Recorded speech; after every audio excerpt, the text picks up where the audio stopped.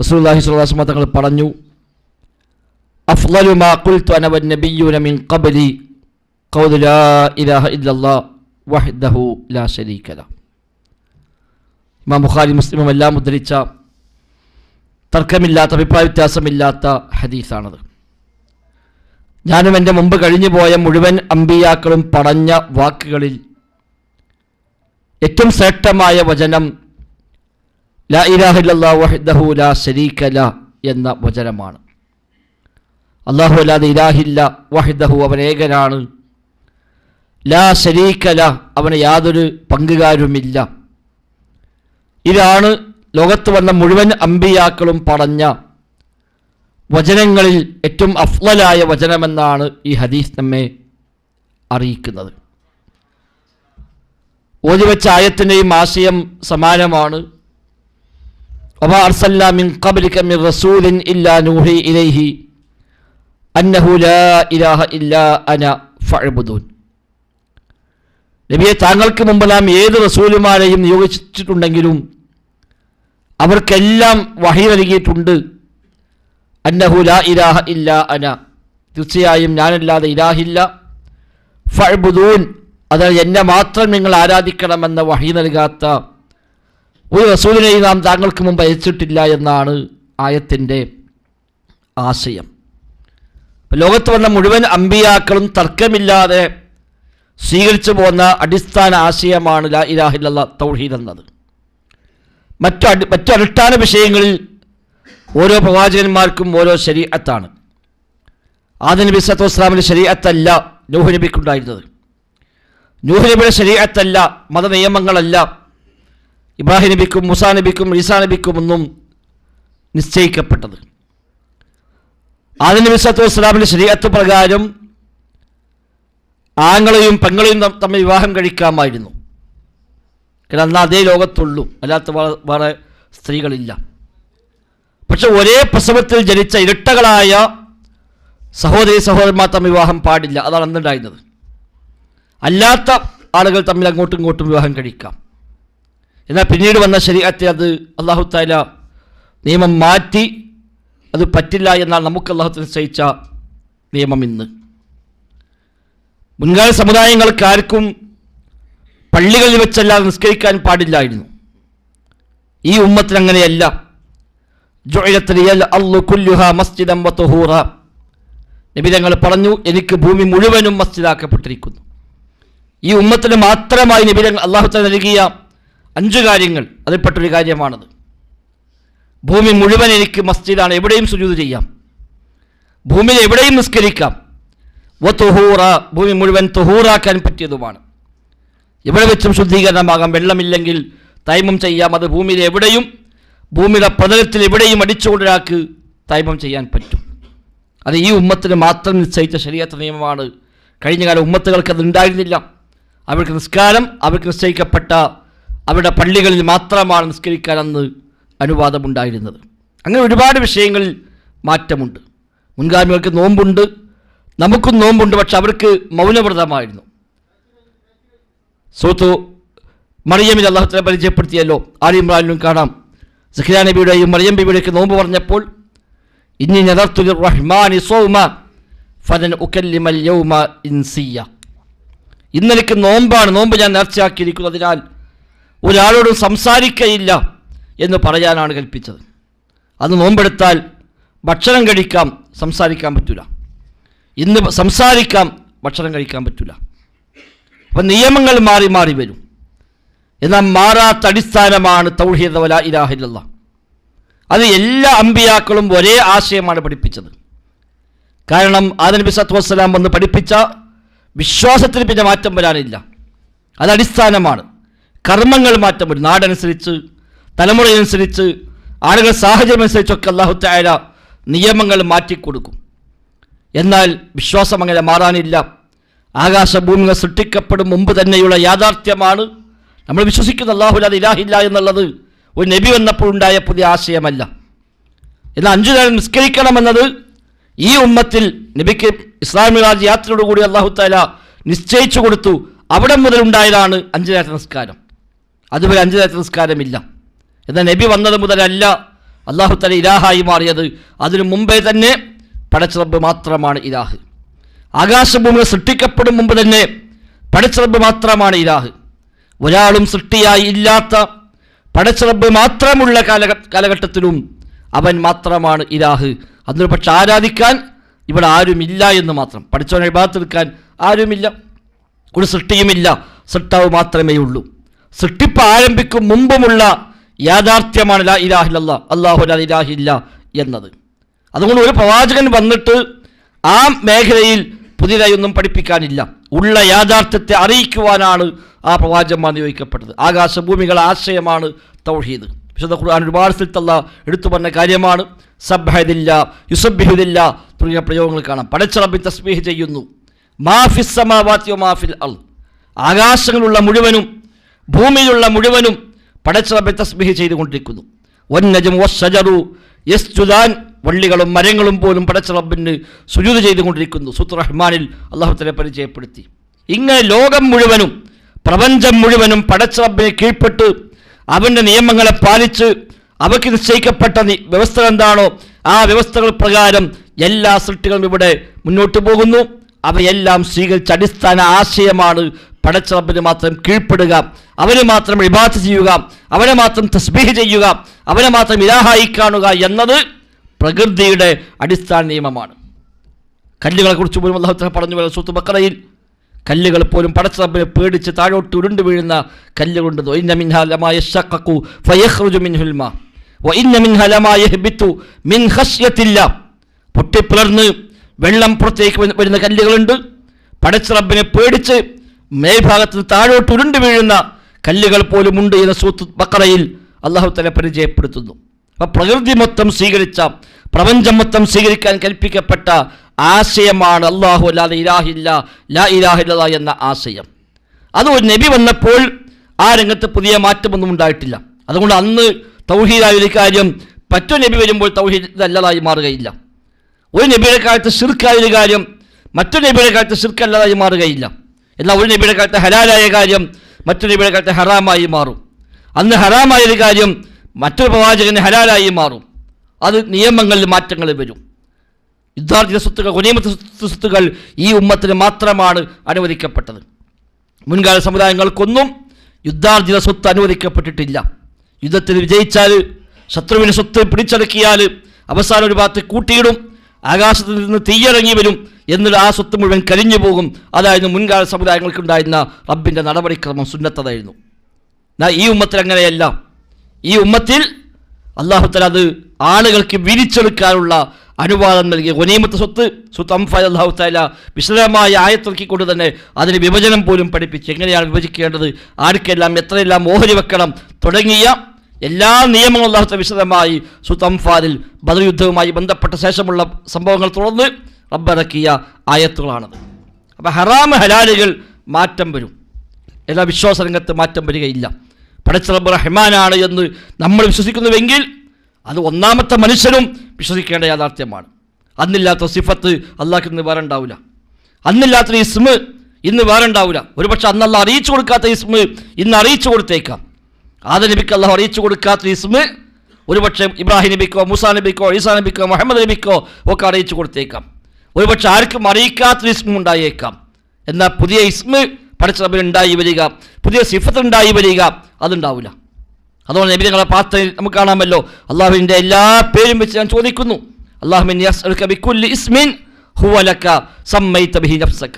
അപ്പം നിനക്ക് നീ വെച്ച എല്ലാ പേരും വെച്ച് ഞാൻ ചോദിക്കുന്നു എന്ന് പറഞ്ഞ ശേഷം നബി ഞങ്ങൾ പറഞ്ഞു, എൻ്റെ കിതാബിൽ നീ ഇറക്കിയത് അല്ലെങ്കിൽ ഏതെങ്കിലും എൻ്റെ അടിമയ്ക്ക് നീ പഠിപ്പിച്ചു കൊടുത്തത് അവിസ്തഗ്സർത ബിഹി ഫീ ഇൽമിൽ ഗൈബി ഇൻദക, അല്ലെങ്കിൽ ആർക്കും പഠിപ്പിച്ചു കൊടുക്കാതെ നിനക്ക് മാത്രം അറിയാവുന്ന നിൻ്റെ പേരുകൾ അതെല്ലാം വെച്ച് ഞാൻ ചോദിക്കുന്നു. അപ്പോൾ ആ ഇസ്മുകൾ ഏതെങ്കിലും ഒരു നബിക്ക് അല്ലാഹു വഹി നൽകിയതുണ്ടാകാം, ഏതെങ്കിലും ഒരു കിതാബിൽ അല്ലാഹു തആല ഇറക്കിയ നാമങ്ങൾ ഉണ്ടാവാം.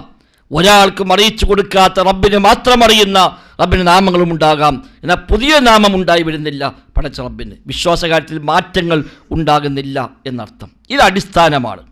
അതുകൊണ്ട് നബി ഞങ്ങൾ പറഞ്ഞത് അൽ അംബിയാഉ അബ്നാഉൽ ലിഅല്ലാത്തിൻ, പ്രവാചകന്മാർ അബ്നാഉൽ ലിഅല്ലാത്തിൻ, ഒരാളുടെ വ്യത്യസ്ത ഭാര്യമാരിൽ പിറന്ന മക്കളെപ്പോലെയാണ്. ഒരാളുടെ വ്യത്യസ്ത ഭാര്യമാരുണ്ടായ മക്കളെപ്പോലെയാണ് അമ്പിയാക്കൾ. പിതാവ് ഒന്നാണ്, മാതാക്കൾ വ്യത്യസ്തമാണ്. അവർക്കെല്ലാം വാപ്പ ഒന്നാണ്, പക്ഷെ ഉമ്മ വ്യത്യസ്തമായ ഉമ്മമാർ എന്നതുപോലെയാണ്. ദീനുഹും വാഹിദ്, അവിടെ അടിസ്ഥാന ആദർശം ഒന്നാണ്. എന്നാൽ മറ്റു കാര്യങ്ങൾ വമനാഹിജുഹും ശത്ത, അവിടെ മൻഹജുകൾ, അവിടെ ശരീഅത്തുകൾ അതെല്ലാം വ്യത്യസ്തമാകുന്നു. അപ്പം നിയമങ്ങൾ വ്യത്യാസം ഉണ്ടാകും, പക്ഷേ അടിസ്ഥാന വിശ്വാസങ്ങളിൽ മാറ്റം വരുന്നില്ല. അത് തൗഹീദ് എന്നുള്ളത് ആകാശഭൂമികൾ സൃഷ്ടിക്കപ്പെടും മുമ്പേ തന്നെ ലോകത്തുള്ള യാഥാർത്ഥ്യമാണ്. പടച്ച റബ്ബ് മാത്രമുള്ള ഒരു പടപ്പുമില്ലാത്ത കാലത്തും ലാ ഇലാഹ ഇല്ലല്ലാഹ്, അല്ലാഹു ലാ ഇലാഹില്ല. അന്ന് റബ്ബിന് ഇലാഹായി അംഗീകരിക്കാൻ ആരുമില്ല എന്ന് മാത്രം, റബ്ബിനെ ആരാധിക്കാൻ ആരുമില്ല എന്ന് മാത്രം. പക്ഷേ യാഥാർത്ഥ്യം അന്നും അങ്ങനെ തന്നെയാണ്. അതുകൊണ്ട് അമ്പിയാക്കൾ വന്നിട്ട് തൗഹീദിൽ പുതിയൊരു കാര്യം പഠിപ്പിച്ചിട്ടില്ല. അന്ന് തൗഹീദായ ഒന്ന് പിന്നെ തൗഹീദ് അല്ലാതായി മാറുക, അന്ന് ശിർക്കായ ഒരു കാര്യം പിന്നെ ശിർക്കല്ലാതായി മാറുക, അങ്ങനത്തെ ഒന്നും ഉണ്ടാവുകയില്ല. അത് ലോകം മുഴുവനും ഏത് കാലത്തും ഖിയാമത്ത് വരെയും അതങ്ങനെ തന്നെയാണ്. ഈ ലോകത്ത് മുഴുവൻ മനുഷ്യന്മാരും അതിനെതിരെ പറഞ്ഞാലും ശരി, ഈ യാഥാർത്ഥ്യം മാറാൻ പോകുന്നില്ല. ലോകത്ത് മുഴുവൻ മനുഷ്യന്മാരും ഏകോപിപ്പിച്ചിട്ട് പടച്ച റബ്ബിന് ശരീക്കുണ്ട്, പങ്കുകാരനുണ്ടെന്ന് വിശ്വസിച്ചാൽ അവർക്ക് വിശ്വസിക്കാമെന്നല്ലാതെ അതുകൊണ്ട് പടച്ച റബ്ബിന് ശരീക്കുണ്ടാവുകയില്ല. ഇത് അടിസ്ഥാന ഭാഗമാണ്. ആ തൗഹീദ് അതാണ് യഥാർത്ഥത്തിൽ മുഹമ്മദ് നബി സ്വല്ലല്ലാഹു അലൈഹി വസല്ലം തങ്ങളും വന്നുകൊണ്ട് ഇവിടെ അടിസ്ഥാനമായി പഠിപ്പിച്ച ഏറ്റവും ഒന്നാമത്തെ ആശയം. അസുലതാണ്, ജീവനതാണ്. ജീവൻ പോയാൽ ബാക്കിയെല്ലാം ബാത്തിലായല്ലോ. എത്ര നല്ല ആരോഗ്യമുള്ള മനുഷ്യരാണെങ്കിലും ജീവൻ നഷ്ടപ്പെട്ടാൽ പിന്നെ അയാളുടെ കയ്യും കാലും കണ്ണും കാതും ഒന്നും ഒരു പ്രയോജനവുമില്ല, അവക്കൊന്നും ഒരു കേടുമില്ല. പക്ഷേ ജീവനങ്ങ് പോയി, അതോടുകൂടി പിന്നെ കൈ ഉയർത്താൻ കഴിയില്ല, കാല് ചലിപ്പിക്കാൻ കഴിയില്ല, കണ്ണുകൊണ്ട് കാണാൻ കഴിയില്ല, കാതുകൊണ്ട് കേൾക്കാൻ കഴിയില്ല. പിന്നെ ആ ശരീരം കൊണ്ടുപോയി കുഴിച്ചു മൂടാൻ മാത്രമേ പറ്റുള്ളൂ. ഇസ്ലാമിൻ്റെ ജീവനാണ് തൗഹീദ്. ആ തൗഹീദില്ലാതായാൽ ബാക്കിയെല്ലാം പൊളിഞ്ഞുപോയി. അതുകൊണ്ടാണ് അല്ലാഹു തആല പറഞ്ഞത് ലൈൻ അശ്റക്ത ലയഹ്ബതന്ന അമലുക്. നബിയെ, നിങ്ങൾ ശിർക്ക് ചെയ്താലും നിങ്ങളുടെ എല്ലാ അമലും ബാത്തിലാകും. നബി നിങ്ങൾ ശിർക്ക് ചെയ്തിട്ടില്ല, പാപസുരക്ഷിതരാണ്, മഅസൂമാണ്, ഒരു തെറ്റും സംഭവിക്കാത്തവരാണ്.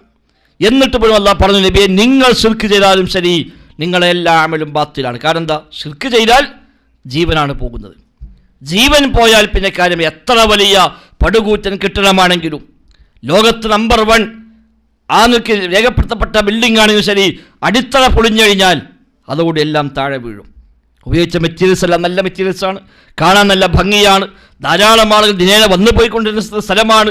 പക്ഷെ അടിത്തറ ഫൗണ്ടേഷൻ തകർന്നു എങ്കിൽ സ്വാഭാവികമായും താഴെ വീഴും. ഇസ്ലാമിൻ്റെ അടിത്തറയാണ് തൗഹീദ് വലാ ഇലാഹ ഇല്ലല്ലാഹ്. അത് പൊളിഞ്ഞാൽ, ആ തൗഹീദിനെ കോട്ടം സംഭവിച്ചാൽ പിന്നെ അതിന് മുകളിൽ മറ്റൊന്നും നിലനിൽക്കുകയില്ല. നിസ്കാരം, നോമ്പും, സക്കാത്തും, ഹജ്ജും, ദിക്റും, ദുആയും, സ്വലാത്തും, വിശുദ്ധ ഖുർആന്റെ പാരായണവും അടക്കം മുഴുവൻ നന്മകളും സ്ഥാപിക്കപ്പെട്ടത് ഈ അടിത്തറയിലാണ്. നരകം സ്വർഗം അല്ലാഹു തആല സൃഷ്ടിച്ചത് ഈ അടിസ്ഥാനത്തിലാണ്. ലാ ഇലാഹ ഇല്ലല്ലാഹ് സ്വീകരിച്ചവന് സ്വർഗമുണ്ട്, അല്ലാത്ത നരകമുണ്ട്. അതിനാണ് നരകവും സ്വർഗം അല്ലാഹു സൃഷ്ടിച്ചത്. മനുഷ്യന്മാരെ മുസ്ലിം എന്നും അല്ലാത്തതും വേർതിരിച്ചത് ഈ അടിസ്ഥാനത്തിലാണ്. എത്ര വലിയ അവിശ്വാസിയാണെങ്കിലും ലാ ഇലാഹ ഇല്ലല്ലാഹ് എന്ന് പ്രഖ്യാപിച്ചാൽ അവിടെ മുതൽ അവൻ മുസ്ലിമായി മാറി. എത്ര വലിയ മുസ്ലിം ആണെങ്കിലും ഇതിനെതിരായി ചെയ്താൽ അവിടെ അതിൽ പുറത്തു പോവുകയും ചെയ്തു. മനുഷ്യരെ മുസ്ലിം എന്നും കാഫിർ എന്നും വേർതിരിക്കുന്നത് തൗഹീദിൻ്റെ അടിസ്ഥാനത്തിലാണ്. ബദറും ഉഹദും ഖന്തഖും ഹുനൈനും അടക്കമുള്ള മുഴുവൻ ഇസ്ലാമിക യുദ്ധങ്ങളും ഉണ്ടായത് ഈ തൗഹീദിന് വേണ്ടിയാണ്. ഇതാണ് അടിസ്ഥാനം. മലക്കുകളും അതേപോലെ മറ്റു ജീവജാലങ്ങളും എല്ലാവരും സ്വീകരിച്ച ആശയവും ഈ തൗഹീദാണ്. അതുകൊണ്ട് അതിൽ മാറ്റമില്ല. അത് അടിസ്ഥാനമായി നമ്മൾ തിരിച്ചറിയേണ്ടുന്ന യാഥാർത്ഥ്യമാണ്. നബിതങ്ങൾ വന്നുകൊണ്ട് ആദ്യമായി പഠിപ്പിച്ചതും ആ തൗഹീദാണ്. ജബൽ അബി ഖുബൈസിൽ കയറി, സുഫാ കുന്നിൽ കയറി, നബിതങ്ങൾ ഉറക്കെ വിളിച്ചു പറഞ്ഞ് എല്ലാവരും വിളിച്ചു കൂട്ടിയിട്ട് ആദ്യമായി പ്രഖ്യാപിച്ച പ്രഖ്യാപനം യാ അയ്യുഹന്നാസ് ഖൂലു ലാ ഇലാഹ ഇല്ലല്ലാഹ് തുഫ്ലിഹു. ജനങ്ങളെ, നിങ്ങൾ ലാ ഇലാഹ ഇല്ലല്ലാഹ് പ്രഖ്യാപിക്കൂ, നിങ്ങൾക്ക് വിജയിക്കാം. ഇവിടെ പരസ്യ പ്രബോധനം ആരംഭിച്ചത് അങ്ങനെയാണ്. സഫാ കുന്നിൽ കയറി ഉറക്കെ വിളിച്ചു, എല്ലാവരും ഓടിയെത്തി. കാരണം അന്ന് സഫാ കുന്നിൽ കയറി വിളിച്ചാൽ വരാതിരിക്കില്ല. അന്ന് അറബികൾ എത്ര വലിയ ജാഹിലിയത്തിലാണെങ്കിലും അവർ സ്വീകരിച്ചു പോകുന്ന ചില ക്വാളിറ്റികൾ ഉണ്ടായിരുന്നു. അതിൽപ്പെട്ട ഒന്നായിരുന്നു സഫാ കുന്ന് കയറി വിളിച്ചാൽ അത്രയും വലിയ എമർജൻസിക്കാണ് വിളിക്കുന്നത്, ആ വിളി കേട്ട ഓടിച്ചെല്ലുക. അതവിടെ രീതിയായിരുന്നു. അത്ര വലിയ ഏറ്റവും പ്രധാനപ്പെട്ട കാര്യമുണ്ടെങ്കിൽ മാത്രമേ സഫയുടെ മുകളിൽ കയറി വിളിക്കാറുള്ളൂ. അതാരും തമാശയ്ക്ക് വിളിക്കുന്നില്ല. അവിടെ വെറുതെ ഒരു ഗൗരവമില്ലാത്ത കാര്യങ്ങൾക്ക് ഇവിടെ വിളിക്കാറില്ല. നബി തങ്ങൾ ആ സ്ഥലമാണ് തിരഞ്ഞെടുത്തത്. സൊഫയിൽ കയറി വിളിച്ചു, യാ മഅ്ശറ ഖുറൈശ്, ഖുറൈശി സമൂഹമേ, എല്ലാവരും ഓടിയെത്തി. 2 പ്രാധാന്യമാണ്. ഒന്ന് സൊഫയിൽ നിന്നാണ് വിളി, 2 അല്ലമീനാണ് വിളിക്കുന്നത്. അപ്പോൾ എന്തോ അത്രയും വലിയ ഗൗരവമായ കാര്യം അറിയിക്കാനുണ്ട്. അങ്ങനെയാണ് വരാൻ കഴിയാത്ത ആളുകൾ പകരം ആളെ പറഞ്ഞയച്ചുവെന്നാണ്. എല്ലാവരും വന്നുകൂടി നബി തങ്ങൾ പറഞ്ഞു, യാ അയ്യുഹന്നാസ് ഖുലു ലാ ഇലാഹ ഇല്ലല്ലാഹ് തുഫ്ലിഹു, ജനങ്ങളെ ലാ ഇലാഹ ഇല്ലല്ലാഹ് പറയൂ, നിങ്ങൾക്ക് വിജയിക്കാം. അപ്പോഴാണ് അബൂ ലഹബ് ചോദിച്ചത്, ഇതിനാണോ വിളിച്ചു കൂട്ടിയത്? ഇത്ര പ്രാധാന്യപ്പോൾ ഞങ്ങളൊക്കെ അവിടെ ഓടിയെത്തിയത് എന്തോ കാര്യമായി എന്തുകൊണ്ട് വിചാരിച്ചിട്ടാണ്, പക്ഷേ ഇതിനു വേണ്ടിയാണോ നീ വിളിച്ചത്? തബ്ബല്ലക സായിറുൽ അയ്യാം അലിഹാദാ ജമഅതന, നശിക്കട്ടെ നീ, ഇതിനു വേണ്ടിയാണോ നീ വിളിച്ചു വരുത്തിയത് എന്ന് വെച്ച് ദേഷ്യപ്പെട്ടതൊക്കെ ആ സന്ദർഭത്തിലാണ്. അപ്പോൾ അന്ന് അവർ കാത്തു സൂക്ഷിച്ച ഒരു വലിയ ക്വാളിറ്റി ആയിരുന്നു അത്. ആ നിബിധങ്ങളും സൊഫയിൽ കയറി ഒന്നാമത്തെ വിളിച്ചത്, അവിടെ പ്രഖ്യാപിച്ചത് തൗഹീദിൻ്റെ ആശയമാണ്, ലാ ഇലാഹ ഇല്ലല്ലാഹ്. കാരണം അതാണ് ജീവൻ. ജീവനില്ലാതെ ബാക്കിയെല്ലാം ഉണ്ടായിട്ടും കാര്യമില്ല. ജീവൻ ഉണ്ടെങ്കിൽ ബാക്കി എല്ലാത്തിനും തകരാറ് സംഭവിച്ചാലും ഒരു പക്ഷേ വലിയ പരിക്കില്ലാതെ രക്ഷപ്പെടുകയും ചെയ്യും. കൈയൊടിഞ്ഞു, കാലൊടിഞ്ഞു, അതൊക്കെ നഷ്ടപ്പെട്ടാലും ജീവൻ ബാക്കിയുണ്ടെങ്കിൽ ഒരു പക്ഷേ അയാൾക്ക് പിന്നെയും രക്ഷപ്പെട്ടു പോരാൻ പറ്റും. ഒരു പക്ഷേ 2 കൈയും ഉള്ളവനേക്കാൾ ഉയരത്തിലേക്ക് 2 കൈയും ഇല്ലാത്തവരെത്തുന്ന എത്രയോ രംഗങ്ങൾ. ജീവനുണ്ട്.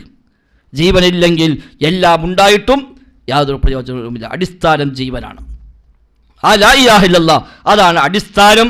അതിൽ മാറ്റം വന്നുകൂടാ. നബിതങ്ങളുടെ കാലത്ത് ഈ തൗഹീദ് അഭിപ്രായ വ്യത്യാസങ്ങളില്ല. എല്ലാ മുസ്ലിങ്ങളും ഇത്തിഫാക്കാണ്. അതൊരു മുസ്ലിമാണോ അവൻ ലാ ഇലാഹ ഇല്ലല്ലാഹുവിൻ്റെ വക്താവാണ്. അതിൽ പിന്നെ 2 അഭിപ്രായമില്ല. ലാ ഇലാഹ ഇല്ലല്ലാഹ് പറഞ്ഞ ഒരാൾ റബ്ബല്ലാത്തവർ വിളിച്ചു പ്രാർത്ഥിക്കുന്ന ആളുണ്ടാവുക, അങ്ങനത്തെ ഒന്നും അന്നില്ല. അന്നങ്ങനെ സംഗതി ആലോചിക്കാൻ പോലും പറ്റില്ല. ഒരാൾ മുസ്ലിമാണ് അല്ലെങ്കിൽ മുസ്ലിം അല്ല. മുസ്ലിം അല്ലെങ്കിൽ അവൻ ലാ ഇലാഹ ഇല്ലല്ലാഹ് സ്വീകരിക്കുന്നില്ല. മുസ്ലിമാണോ ലാ ഇലാഹ ഇല്ലല്ലാഹ് സ്വീകരിക്കുന്നു, അതോട് മറ്റ് മുഴുവൻ ആരാധ്യരെയും അവൻ കൈയൊഴിയുന്നു. അന്ന് വരെ ലാത്തയെയും മുസയെയും മനാത്തയെയും എല്ലാം ആരാധിച്ചവൻ ഇത് പ്രഖ്യാപിക്കുന്നതോടുകൂടി അതൊക്കെ ഒഴിവാക്കുകയാണ് ചെയ്യുന്നത്. അല്ല, ഇത് പ്രഖ്യാപിച്ചുകൊണ്ട് അതെല്ലാം നിലനിർത്തിയ ഒരു മുസ്ലിമിനെ കാണാൻ കഴിയില്ല. ജീവിതകാലത്ത് മുഴുവനും ലാത്തയോടും മുസയോടും പ്രാർത്ഥിക്കുകയും പിന്നീട് ഷഹാദത്ത് കലിമ ചൊല്ലി മുസ്ലിമായി വന്നിട്ടും ഇലാഹാന്നൊന്നും വിശ്വസിക്കാതെ, ഖാലിഖാന്ന് വിശ്വസിക്കാതെ ആ ലാത്തയും മുസയും നിലർത്തിപ്പോവുകയും ചെയ്ത ഒരു സ്വഹാബിയുടെ പേര് പോലും അന്വേഷിച്ചാൽ കിട്ടുകയില്ല. മാത്രമല്ല, അത് കോട്ടം സംഭവിക്കുന്ന എന്തെങ്കിലും ഒരു വാക്കെങ്കിലും ഉണ്ടാക്കിയാൽ അവിടെ പോലും ഗൗരവമായി കണിശമായി നബിതങ്ങളും സ്വഹാബത്തും ഇടപെട്ട ധാരാളം സംഭവങ്ങൾ കാണാനും കഴിയും. നമുക്കെല്ലാം സുപരിചിതമാണ് ദാത്തു അൻവാത്തിൻ്റെ വിഷയം. നബിതങ്ങളെ സ്വഹാബി അടുത്ത കാലത്ത് ഇസ്ലാമിലേക്ക് കടന്നു വന്ന അബൂ വാഖിദുൽ ലൈസി റളിയല്ലാഹു അൻഹു ആണ് ഉദ്ധരിക്കുന്നത്. അദ്ദേഹം പറഞ്ഞു, ഞങ്ങൾ നബിയുടെ കൂടെ ഹുനൈൻ യുദ്ധത്തിലേക്ക് പുറപ്പെട്ടു. ഞങ്ങൾ കുഫർ വിട്ട് പോന്നിട്ട് അധിക കാലമൊന്നും ആയിട്ടില്ല. കുഫർ വിട്ട് ഇസ്ലാമിലേക്ക് വന്ന് അധികകാലം കഴിയും മുമ്പാണ് ഹുനൈൻ യുദ്ധമുണ്ടായത്. അപ്പോൾ എല്ലാവരും പേര് കൊടുത്തു, ഞങ്ങൾക്ക് ആ കൂട്ടത്തിൽ പേര് കൊടുത്തു. തൊട്ടടുത്ത കാലം വരെ കുഫറിൻ്റെ കൂടെ സഞ്ചരിച്ചവരാണ്, നബിക്കെതിരായി ഏറ്റുമുട്ടാൻ വന്നവരാണ്. അവർ പിന്നീട് ഇസ്ലാം സ്വീകരിച്ചു, ഷഹാദത്ത് കലിമ ചൊല്ലി മുസ്ലിമായി മാറി. ഹുനൈൻ യുദ്ധത്തിൽ പ്രഖ്യാപനമുണ്ടായപ്പോൾ നബിയോടൊപ്പം അവരും പുറപ്പെട്ടു പോയി. അങ്ങനെ ഹത്താ ഇദാ മറർനാ ബിശജറ യുഖാലു ലഹാ ദാത്തു അൻവാത്ത്, ഞങ്ങൾ ഒരു മരത്തിനരികെ നടന്നുപോയി. പോകുന്ന വഴിയിൽ ഒരു മരം കണ്ടു. ആ മരത്തിന് പേര് ദാത്തു അൻവാത്ത് എന്നാണ്. മുസ്ലിമീങ്ങളുടെ ഒരു പതിവാണ്, യുദ്ധത്തിനൊക്കെ പോകുമ്പോൾ ആ മരത്തിനടുത്ത് വരും, തങ്ങളുടെ വാള് ആ മരത്തിൽ തൂക്കിയിടും. കുറച്ച് സമയം തൂക്കിയിട്ടിട്ട് ആ വാളെടുത്ത് പോയാൽ എന്തൊരു പ്രത്യേകമായ സിദ്ധി ആ വാളിന് വരുമെന്നും ആ വാൾ ഉപയോഗിച്ച് യുദ്ധം ചെയ്താൽ വിജയം കിട്ടുമെന്നായിരുന്നു മുസ്ലിമീങ്ങളുടെ വിശ്വാസം. ഞങ്ങളൊക്കെ പഴയ കാലത്ത് ചെയ്തവരാണ്, അദ്ദേഹം പറയാം. അങ്ങനെ ഞങ്ങൾ നടന്നു പോകുമ്പോൾ ഈ മരം കണ്ടു. അപ്പം ഞങ്ങൾ നബിയോട് പറഞ്ഞു, നബിയെ അവർക്കെല്ലാം മരമുണ്ടല്ലോ, നമുക്കും ഒരു മരം നബിയെ നിങ്ങൾ നിശ്ചയിച്ചു തരണം. ഇജ്അൽ ലനാ ദാത്ത അൻവാത്തിൻ കമാ ലഹും ദാത്തു അൻവാത്ത്, അവർക്കെല്ലാം ദാത്തു അൻവാത്ത് ഉള്ളതുപോലെ നമുക്ക് നബിയെ നിങ്ങൾ ഒരു മരം നിശ്ചയിച്ചു തരുന്നതാണ്. ഇലാഹായ മരമല്ല, സൃഷ്ടാവായ മരമല്ല, സ്വയം കഴിവുള്ള മരമല്ല, പകരം നബി നിശ്ചയിച്ചു കൊടുക്കുക. ഒരു മരം നബി നിശ്ചയിച്ചു കൊടുക്കുക, ഈ മരങ്ങൾ ഉപയോഗിച്ചോളൂ എന്ന് പറഞ്ഞ് നബി ഞങ്ങൾ നിശ്ചയിച്ചു കൊടുക്കണം അവരാവശ്യം. നബി ഞങ്ങൾ പറഞ്ഞു, സുബ്ഹാനല്ലാഹ് അല്ലാഹു അക്ബർ ഹാദാ കമാ ഖാല ഖൗമു മൂസാ ലി മൂസാ ഇജ്അൽ ലനാ ഇലാഹൻ കമാ ലഹും ആലിഹ. പണ്ട് മൂസാ നബിയോട് അദ്ദേഹത്തിന് അനുയായികൾ ചോദിച്ച ചോദ്യമുണ്ട്, അവർക്കെല്ലാം ഇലാഹുള്ളതുപോലെ ഞങ്ങൾക്കും വേണം കാണാൻ പറ്റിയ ഇലാഹ് എന്ന് അന്ന് മൂസാ നബിയോട് ചോദിച്ചിരുന്നു. ആ ചോദ്യത്തിന് തുല്യമാണ് നിങ്ങളുടെ ഈ ചോദ്യം. ബൽ അൻതും ഖൗമുൻ തജ്ഹലൂൻ, വിവരമില്ലാത്ത ആളുകളായി പോയല്ലോ നിങ്ങൾ എന്ന് നബി ഞങ്ങൾ പറയുകയും ചെയ്തു. അപ്പോൾ അത്ര വരെ ഒരു ചെറിയ ഒരു സമീപനത്തിലെങ്കിലും വ്യതിയാനം സംഭവിക്കുമ്പോൾ കണിശമായി ഗൗരവമായി നബി തങ്ങൾ അവിടെ ഇടപെട്ടിരുന്നു അർത്ഥം. അത് സ്വഹാബത്തൊക്കെ ഈ തൗഹീദ് വിഷയത്തിൽ അഭിപ്രായ വ്യത്യാസമില്ലാത്ത വിധമാണ് അവർ സ്വീകരിച്ചു പോകുന്നത്. പിന്നീട് അതിൽ മാറ്റങ്ങൾ വന്നു തുടങ്ങി. മുസ്ലിമുകൾക്കിടയിൽ വ്യത്യസ്തമായ കക്ഷികൾ വന്നു. ഷിയാക്കൾ, ഖവാരിജുകൾ, റാഫിലികൾ, ജഹ്മികൾ, ജബരികൾ, ജഅദികൾ, ഖദരികൾ, മുഅ്തസിലിയാക്കൾ തുടങ്ങി വ്യത്യസ്തമായ സംഘങ്ങൾ 1-ാം നൂറ്റാണ്ടിലും 2-ാം നൂറ്റാണ്ടിലുമായി ഉടലെടുത്തു. അവരൊക്കെ കാര്യമായി അഭിപ്രായ വ്യത്യാസം കൊണ്ടുവന്നത് തൗഹീദുമായി ബന്ധപ്പെട്ട വിശദാംശങ്ങളിൽ തന്നെയാണ്. തൗഹീദിലാണ് മാറ്റമുണ്ടായത്, വിശ്വാസ രംഗത്താണ് മാറ്റങ്ങൾ ഉണ്ടായത്.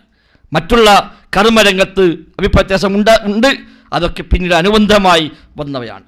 അടിസ്ഥാന അഭിപ്രായ വ്യത്യാസം അവരൊക്കെ കൊണ്ടുവന്നത് വിശ്വാസ കാര്യങ്ങൾ തന്നെയാണ്. ഇപ്പോൾ ഷിയാക്കൾ നമുക്കെല്ലാം കേട്ടുപരിചയമുള്ള ടീമാണ് ഷിയാക്കൾ. അവർ പ്രേരിത സംഘമാണെന്ന് എല്ലാവരും പറയുന്നു. പക്ഷേ ഷിയാക്കളുടെ അടിസ്ഥാന തത്വങ്ങളിൽ ഒന്നാമത്തെ അസ്ലു തൗഹീദാണ്. ഷിയാക്കളുടെ ഒന്നാമത്തെ അസ്ലു തൗഹീദാണ്. പക്ഷെ നമ്മൾ അഹ്ലു സുന്ന പറയുന്ന തൗഹീദല്ല എന്ന് മാത്രം. ഷിയാക്കളുടെ അസ്ലുകളിൽ ഏറ്റവും ഒന്നാമത്തെ അസ്ലു അവർ സ്വീകരിക്കുന്നത് തൗഹീദാണ്.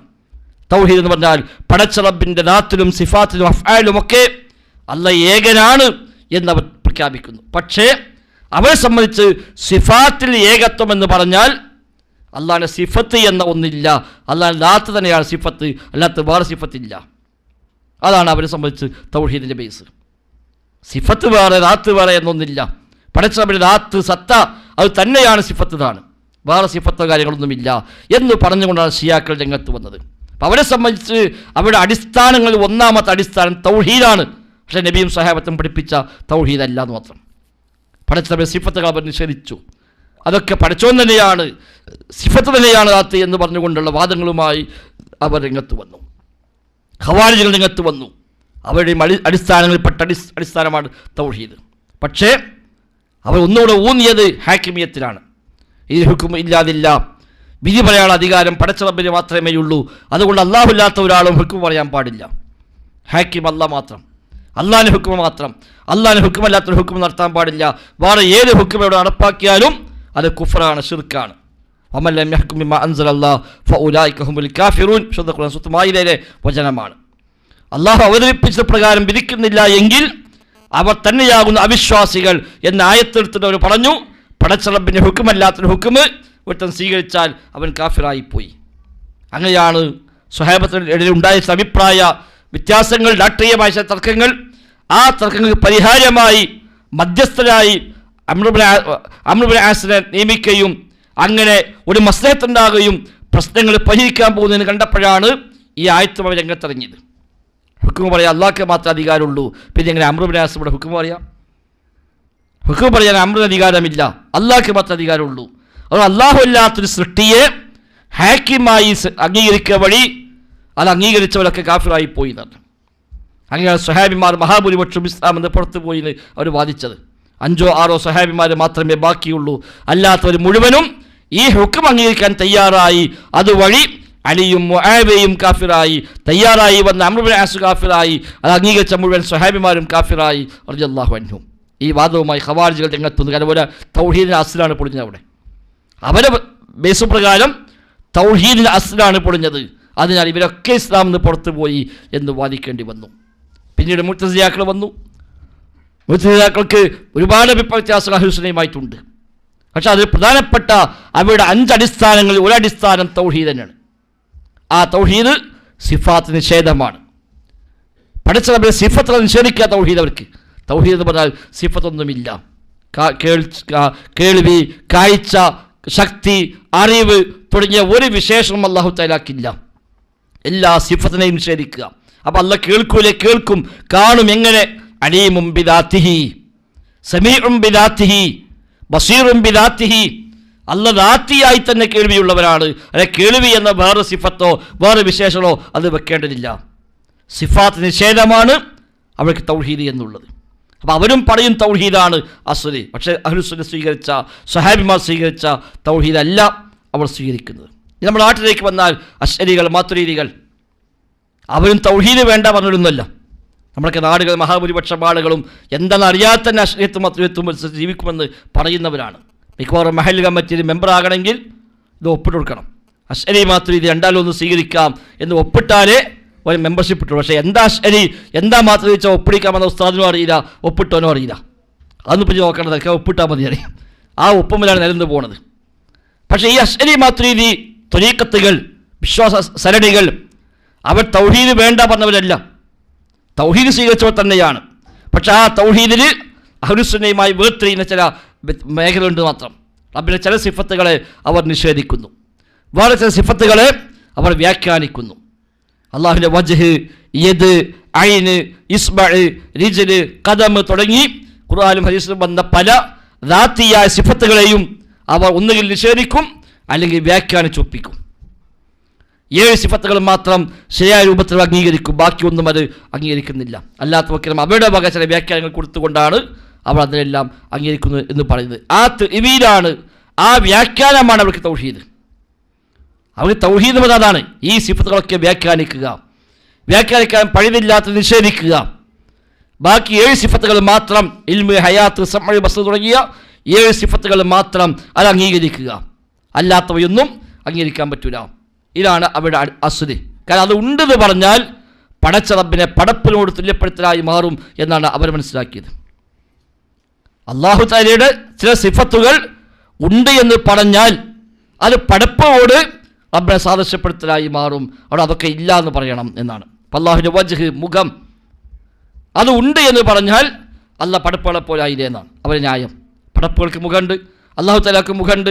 അവ മുഖമുണ്ട് എന്ന് പറയാൻ പറ്റില്ല. അത് പറഞ്ഞാൽ പടച്ചോനും പടപ്പുകളും തുല്യപ്പെടുത്തലായി വന്നു, അത് ശിർക്കായി മാറും. അതുകൊണ്ട് വജ്ഹില്ല. അപ്പോൾ ഖുർആനിൽ പല സ്ഥലത്തും കാണാം വജ്ഹുള്ള എന്ന പ്രയോഗം, ഇല്ലബ്തിഗാ വജ്ഹി റബ്ബിഹിൽ അഅ്ല തുടങ്ങിയ പ്രയോഗങ്ങൾ വിശുദ്ധ ഖുർആനിൽ കാണാം. അവിടെയൊക്കെ മറ്റു ചില വ്യാഖ്യാനങ്ങൾ വെച്ച് കൊടുക്കണം എന്നാണ്. അവിടെ വജ്ഹ് എന്ന് പറഞ്ഞാൽ മറ്റു ചില വ്യാഖ്യാനം, അല്ലാഹുവിൻ്റെ തൃപ്തി, അവരുടെ പ്രീതി എന്നൊക്കെ അർത്ഥം വെച്ചുകൊണ്ട് അതിനെ വ്യാഖ്യാനിക്കണം. കാരണം ശരിയായ അർത്ഥം വെച്ച് കഴിഞ്ഞാൽ അത് പടച്ച റബ്ബിനെ പടപ്പിനോട് തുല്യപ്പെടുത്തലായി മാറി അത് ശിർക്കായി മാറുമെന്നാണ് അവർ പേടിക്കുന്നത്. സ്വാഭാവികമായും എല്ലാ സിഫത്തും ചോദിക്കാൻ മതി. ഇതിന് മാത്രമല്ല, അള്ളാഹു കേൾക്കുമെന്ന് പറഞ്ഞാലും അവിടെ ഇതേ ചോദ്യം ചോദിക്കാനോ?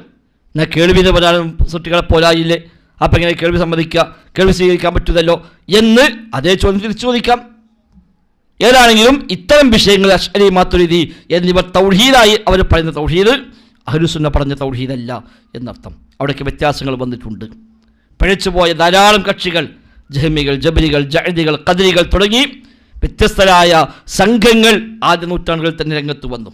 1-ാം നൂറ്റാണ്ടിൽ തന്നെ പലരും വന്നു, ബാക്കി 2-ാം നൂറ്റാണ്ടിലും വന്നു. ആ കക്ഷികളൊക്കെ ഭിന്നതയുണ്ടായി വന്നത് തൗഹീദുമായി ബന്ധപ്പെട്ട, വിശ്വാസമേഖലയുമായി ബന്ധപ്പെട്ട ചില വീക്ഷണ വ്യത്യാസങ്ങൾ തന്നെയാണ്. അഹ്ലുസുന്ന അന്നും ഇന്നും സ്വീകരിച്ചു പോന്ന അടിസ്ഥാനം അള്ളാഹും റസൂലും അള്ളാഹിനെപ്പറ്റി എന്തു പറഞ്ഞോ അതെല്ലാം അതേപടി അംഗീകരിക്കുന്നു. അത് നിഷേധിക്കാനും പോകേണ്ടതില്ല, വ്യാഖ്യാനിക്കാനും പോകേണ്ടതില്ല എന്നാണ്. പടച്ച റബ്ബിനെ പറ്റി പറഞ്ഞ ഒന്നും അതങ്ങനെയല്ല, അതിങ്ങനെയില്ല എന്ന് പറയാൻ നമുക്ക് അധികാരമില്ല. അപ്പം അള്ളാഹിനെ പറ്റി പറഞ്ഞാണ് വജ്ഹ് എന്നുള്ളത്. അപ്പോൾ അള്ളാഹ് വജ്ഹ് കൊണ്ട് പറഞ്ഞാൽ അള്ളാഹ്ക്ക് വജ്ഹ് ഇല്ല എന്ന് പറയാൻ നമ്മളാരാ? അള്ളാഹുവിന് സിഫത്ത് ഉണ്ടെന്ന് പറയാൻ തെളിവ് വേണം, ഇല്ലെന്ന് പറയാൻ തെളിവ് വേണം. ഒരു സിഫത്ത് ഇല്ല എന്ന് പറയണമെങ്കിലും തെളിവ് ഉണ്ടാകണം. ഇല്ല നമുക്കറിയില്ലല്ലോ. ഉണ്ടെന്ന് സ്ഥാപിക്കാനും തെളിവ് വേണം, നിഷേധിക്കാനും തെളിവ് വേണം. അള്ളാഹു റസൂൽ നിഷേധിക്കാത്ത ഒന്ന് നമ്മൾ നിഷേധിക്കാൻ പോകണ്ട. അള്ളാഹു റസൂൽ സ്ഥാപിക്കാത്ത ഒന്ന് സ്ഥാപിക്കാനും പോകേണ്ടതില്ല. അള്ളാഹു റസൂലും വ്യാഖ്യാനം പറയാത്ത ഒന്ന് നമ്മൾ വ്യാഖ്യാനിക്കാനും പാടില്ല. 4 അടിസ്ഥാനം അതിൽ പഠിപ്പിക്കുക. മിൻ ഗൈരി തക്യീഫിൻ വലാ തശ്ബീഹിൻ വലാ തംസീലിൻ വലാ തഅ്തീൽ. ഇതാണ് അസ്ൽ. അഹ്ലുസുന്ന സ്വീകരിച്ച ഈ പിഴച്ച എല്ലാ സംഘങ്ങളുമായുമുള്ള അഭിപ്രായ വ്യത്യാസങ്ങളിൽ ഏറ്റവും കൃത്യമായ നിലപാട് പറയാൻ ഈ 4 പദപ്രയോഗം മതി. അത് ആദ്യകാലം മുതൽ സ്വഹാബത്തും ശേഷമുള്ള ആളുകളൊക്കെ സ്വീകരിച്ച ബേസാണ്. പിന്നീട് വന്നവർ ഈ പദങ്ങൾ അങ്ങനെ തന്നെ ഉപയോഗിച്ച് പോകുന്നതുമാണ്. മിൻ ഗൈരി തക്യീഫിൻ, കൈഫിയത്ത് പറയാൻ പാടില്ല. എങ്ങനെയാണ് അറിയില്ല, അല്ലാഹു അഅലം. അള്ളാഹു കാണും, എങ്ങനെ കാണും? അല്ലാഹു അഅലം. റബ്ബ് എങ്ങനെ കേൾക്കും? അല്ലാഹു അഅലം. നമുക്കറിയില്ല. കൈഫിയത്ത് പറയാൻ കഴിയില്ല. കാരണം അള്ളാഹു എങ്ങനെ നമുക്കറിയില്ല. എങ്കിൽ പിന്നെ അള്ളാഹുവിൻ്റെ ഒരു സിഫത്തും നമുക്ക് എങ്ങനെയാണ് പറയാൻ കഴിയില്ല. എന്നാൽ ഉണ്ടെന്ന് അല്ലാഹ് പറഞ്ഞാൽ, ഉണ്ടെന്ന് റസൂല് പറഞ്ഞാൽ അതുണ്ട്. അള്ളാഹു ഇറങ്ങും, അള്ളാഹു ഇറങ്ങും. എങ്ങനെ ഇറങ്ങും? അല്ലാഹു അഅലം. ആ ചോദ്യമില്ല. അല്ല മിൻ ഗൈരി തക്യീഫ്, കൈഫിയത്ത് പറയാതെ, വലാ തശ്ബീഹ്, സാദൃശ്യപ്പെടുത്താതെ, പടച്ച റബ്ബിൻ്റെ സിഫത്തിനെ മറ്റൊന്നിനോട് സാദൃശ്യപ്പെടുത്തുക. അള്ളാഹിൻ്റെ ഇറക്കം ഇങ്ങനെയാണ് എന്ന് പറയാം, അതില്ല. അള്ളാഹുവിൻ്റെ കാഴ്ച ഇങ്ങനെയാണെന്ന് പറയുക, ഇല്ല. അതിന് ഒരു തശ്ബീഹ്, അതിനെ മറ്റൊന്നോട് സാദൃശ്യപ്പെടുത്തുക അതില്ല. വലാ തംസീൽ, അതിന് ഉദാഹരണങ്ങൾ പറയാനും പാടില്ല എന്ന്. അത് മനസ്സിലാക്കാൻ വേണ്ടി വേറെ ചില ഉദാഹരണം പറഞ്ഞു കൊടുക്കുക, അതും പറയാൻ പറ്റില്ല. വലാ തഅ്തീൽ, നിഷേധിക്കാനും പാടില്ല, അത് ഇല്ല എന്ന് പറയാൻ പറ്റില്ല. ഇതാണ് അടിസ്ഥാനം. ഇത് ഇമാം മാലിക്കും ഇമാം ഷാഫിഈയും ഇമാം അഹ്മദും ശേഷമുള്ള ഇമാമികളൊക്കെ ഇമാം ബുഖാരിയും ഇമാം മുസ്ലിമും അടക്കമുള്ള അഹ്ലുസുന്ന നേതാക്കന്മാർ എല്ലാവരും സ്വീകരിച്ചു പോകുന്ന അടിസ്ഥാനം അതാണ്. അതാണ് അഹ്ലുസുന്നയുടെ ഏത് കാലത്തുമുള്ള അസ്ൽ. റബ്ബിൻ്റെ നാമങ്ങളിൽ, വിശേഷണങ്ങളിൽ, പ്രവൃത്തികളിൽ, സത്തയിൽ എല്ലാം നമ്മൾ സ്വീകരിക്കണം. എന്താണ്? പടച്ച റബ്ബിനെ പറ്റി എന്തൊക്കെ എങ്ങനെയൊക്കെ പഠിപ്പിച്ചോ അത് അതേപടി അംഗീകരിക്കുന്നു. അതിൽ പിന്നെ ചോദ്യമില്ല, അതിൽ നമ്മുടെ വയ്ക്കാനമില്ല. അങ്ങനെയാണെങ്കിൽ ഇങ്ങനെ ആവൂലേ, ആ ചോദ്യമില്ല. അപ്പം നമുക്കെല്ലാം അറിയാം, ഇമാം അഹ്മദ് റഹിമഹുല്ലാ ഏറ്റവും അധികം മർദ്ദിക്കപ്പെട്ട ഒരു പണ്ഡിതനാണ്. ഇമാം അഹ്ലുസുന്ന എന്നാണ് സ്ഥാനപ്പേര്. 70 വയസ്സിലാണ് അദ്ദേഹം അറസ്റ്റ് ചെയ്യപ്പെടുന്നത്. അതിശക്തമായ പീഡനങ്ങൾക്കെതിരെ വിധേയമായി. എന്തായിരുന്നു അന്നത്തെ വിവാദ വിഷയം? വിശുദ്ധ ഖുർആൻ അല്ലാഹുവിൻ്റെ കലാമാണോ അതല്ല സൃഷ്ടിയാണോ? ഖുർആൻ അല്ലാഹുവിൻ്റെ കലാമാണോ അതല്ല മഖ്ലൂഖാണോ?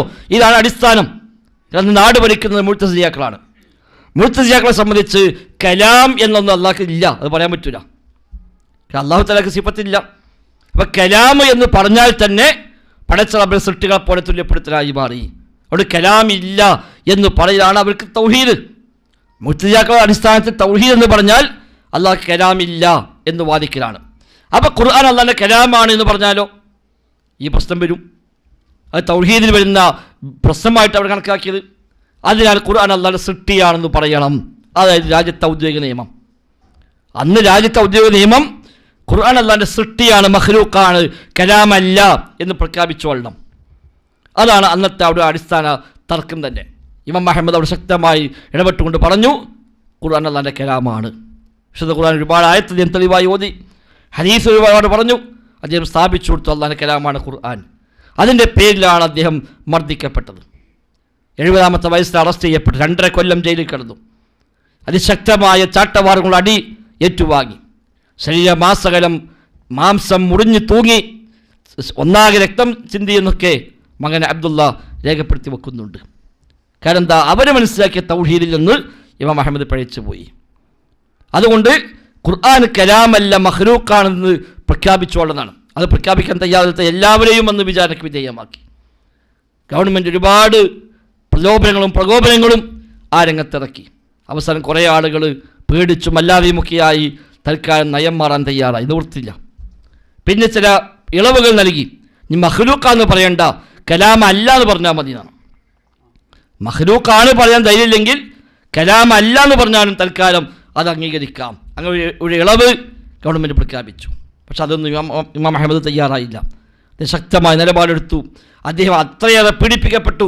അതുകൊണ്ട് കൂടിയാണ് ഇമാം അഹ്ലുസുന്നയുടെ ഇമാം എന്ന അദ്ദേഹത്തിന് സ്ഥാനപ്പേര് കിട്ടിയത്. അപ്പോൾ അന്ന് ഇതാണ് തർക്കം. തൗഹീദിൻ്റെ ബേസാണ് ആ വിവാദങ്ങളുടെ അടിസ്ഥാനമുണ്ടായത്. ഇബ്നു തൈമിയ്യ റഹിമഹുല്ലാ വ്യത്യസ്ത കക്ഷികളുമായി ഉണ്ടായ അന്നത്തെ വാദപ്രതിവാദങ്ങൾ, ഖണ്ഡനങ്ങൾ, അവരുമായുള്ള ഏതൊക്കെ അർത്ഥത്തിലുള്ള വൈജ്ഞാനികമായ ഏറ്റുമുട്ടലുണ്ടോ അതിനൊക്കെ അടിസ്ഥാന ചർച്ച ഈ വിഷയം തന്നെയാണ്. ഇമാം ബുഖാരി റഹ്മത്തുള്ളാഹി അലൈഹി ഖൽഖു അഫ്ആലിൽ ഇബാദ എന്ന കിതാബ് എഴുതിയത് ഖദരിയാക്കൾക്കുള്ള മുഅ്തസിലിയാക്കൾക്കുള്ള റദ്ദായിക്കൊണ്ടാണ്, ഖണ്ഡനമായിക്കൊണ്ടാണ്. ഇങ്ങനെ തൗഹീദിൻ്റെ വിശദാംശങ്ങൾ തന്നെയാണ് എല്ലാ കാലത്തും അഭിപ്രായ വ്യത്യാസങ്ങളും വന്നിട്ടുള്ളത്. അപ്പോൾ അവിടെ എന്താണ് ഇതിൻ്റെ മർമ്മം, എന്താണ് ബേസ്, അത് അറിയൽ തന്നെയാണ് ഇതിനുള്ള പരിഹാര മാർഗം. അഹ്ലുസുന്ന സ്വീകരിച്ചു പോകുന്നത് അല്ലാഹു തആല ദാത്തിലും സിഫാത്തിലും അഫ്ആലിലും എല്ലാം അല്ലാഹു ഏകനാണ്. ലാ ശരീക ലഹു വഹ്ദഹു ലാ ശരീക ലഹു. അല്ലാഹു ഏകനാണ്, ലാ ശരീക ലഹു, അവന് പങ്കുകാരില്ല. ഏകനാണെന്ന് പറഞ്ഞാൽ എന്തൊക്കെയാണ് ഏകനാവുക, എങ്ങനെയാണ് ഏകനാവുക? അല്ലാഹു ഒരുത്തൻ മാത്രമേ ഉള്ളൂ വിശ്വസിച്ചാൽ മതിയോ? പോരാ. വഹ്ദഹു ഏകനാണെന്ന് പറഞ്ഞാൽ ഫീ ദാത്തിഹി വസിഫാത്തിഹി വഅഫ്ആലിഹി, റബ്ബിൻ്റെ സത്തയിൽ റബ്ബ് ഏകനാണ്. അപ്പോൾ റബ്ബിനെ പോലെ ഒരു സത്ത, റബ്ബിനെ പോലെ ദാത്ത് മറ്റൊന്നില്ല. വസിഫാത്തിഹി, അവൻ്റെ വിശേഷണങ്ങളിൽ അവൻ ഏകനാണ്. റബ്ബിൻ്റെ സിഫത്ത് പോലെ ഒരു സൃഷ്ടിക്കും സിഫത്തില്ല. അവൻ്റെ നാമങ്ങളെ പോലെ ഒരാൾക്കും നാമമില്ല. അവൻ്റെ പ്രവൃത്തി പോലെ ഒരാൾക്കും ഒരു പ്രവൃത്തിയുമില്ല. ഇതിലൊക്കെ വല്ല വ്യതിയാനം സംഭവിച്ചാൽ അത് വിശ്വാസരംഗത്തെ വ്യതിയാനമായിട്ടാണ് കണക്കാക്കപ്പെടുക. അള്ളാഹുവിൻ്റെ സിഫത്ത് ഒരു സൃഷ്ടിക്ക് വകച്ചു കൊടുത്താൽ ആ വിഷയത്തെ പടച്ച റബ്ബിനോട് പങ്കു ചേർത്തു. അതുകൊണ്ട് നബിയോടെന്ന് പറഞ്ഞ നബിയെ നിങ്ങളും അള്ളാഹും ഉദ്ദേശിച്ചാൽ മാഷാ അല്ലാഹു വശിഅ്ത യാ റസൂലല്ലാഹ്, അല്ലാഹുവിന്റെ റസൂലേ നിങ്ങളും പടച്ചോനും ഉദ്ദേശിച്ചാൽ ആ കാര്യം നടക്കും. എന്താ നബിയുടെ പ്രതികരണം?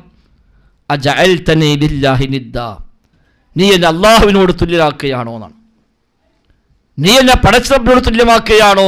ഇലാഹാന്ന് വിശ്വസിച്ചിട്ടില്ല, ഖാലിഖാന്ന് വിശ്വസിച്ചിട്ടില്ല, സ്വയം കഴിവുകൊണ്ട് വിശ്വസിച്ചിട്ടില്ല. പിന്നെയോ മശീഅത്ത് എന്നതിൽ മാത്രം. മശീഅത്ത് അല്ലാഹും റസൂലും മാഷാ അല്ലാഹു വശിഅ്ത, അല്ലാഹും നിങ്ങളും ഉദ്ദേശിച്ചാൽ. മശീഅത്ത് എന്ന ആ വിശേഷത്തിൽ മാത്രമാണ്, അതും വാക്കിൽ മാത്രമാണ്. അല്ലാഹ് ഉദ്ദേശിക്കും പോലെ നബിക്ക് മശീഅത്തുണ്ടെന്ന് ഒരു സ്വഹാബിയും പറയില്ലല്ലോ.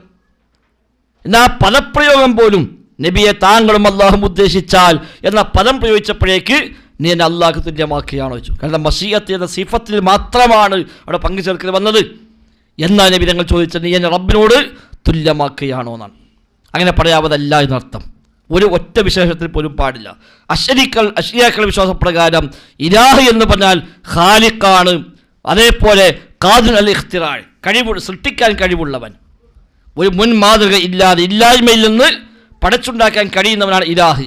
അപ്പോൾ ലാ ഇലാഹ ഇല്ലല്ലാഹ് എന്ന് പറഞ്ഞാൽ ലാ ഖാലിഖ ഇല്ലല്ലാഹ്, അല്ലാഹുവില്ലാതെ വേറെ ഖാലിഖില്ല, അല്ലാഹുവില്ലാതെ സൃഷ്ടിക്കാൻ കഴിയുന്നവരില്ല.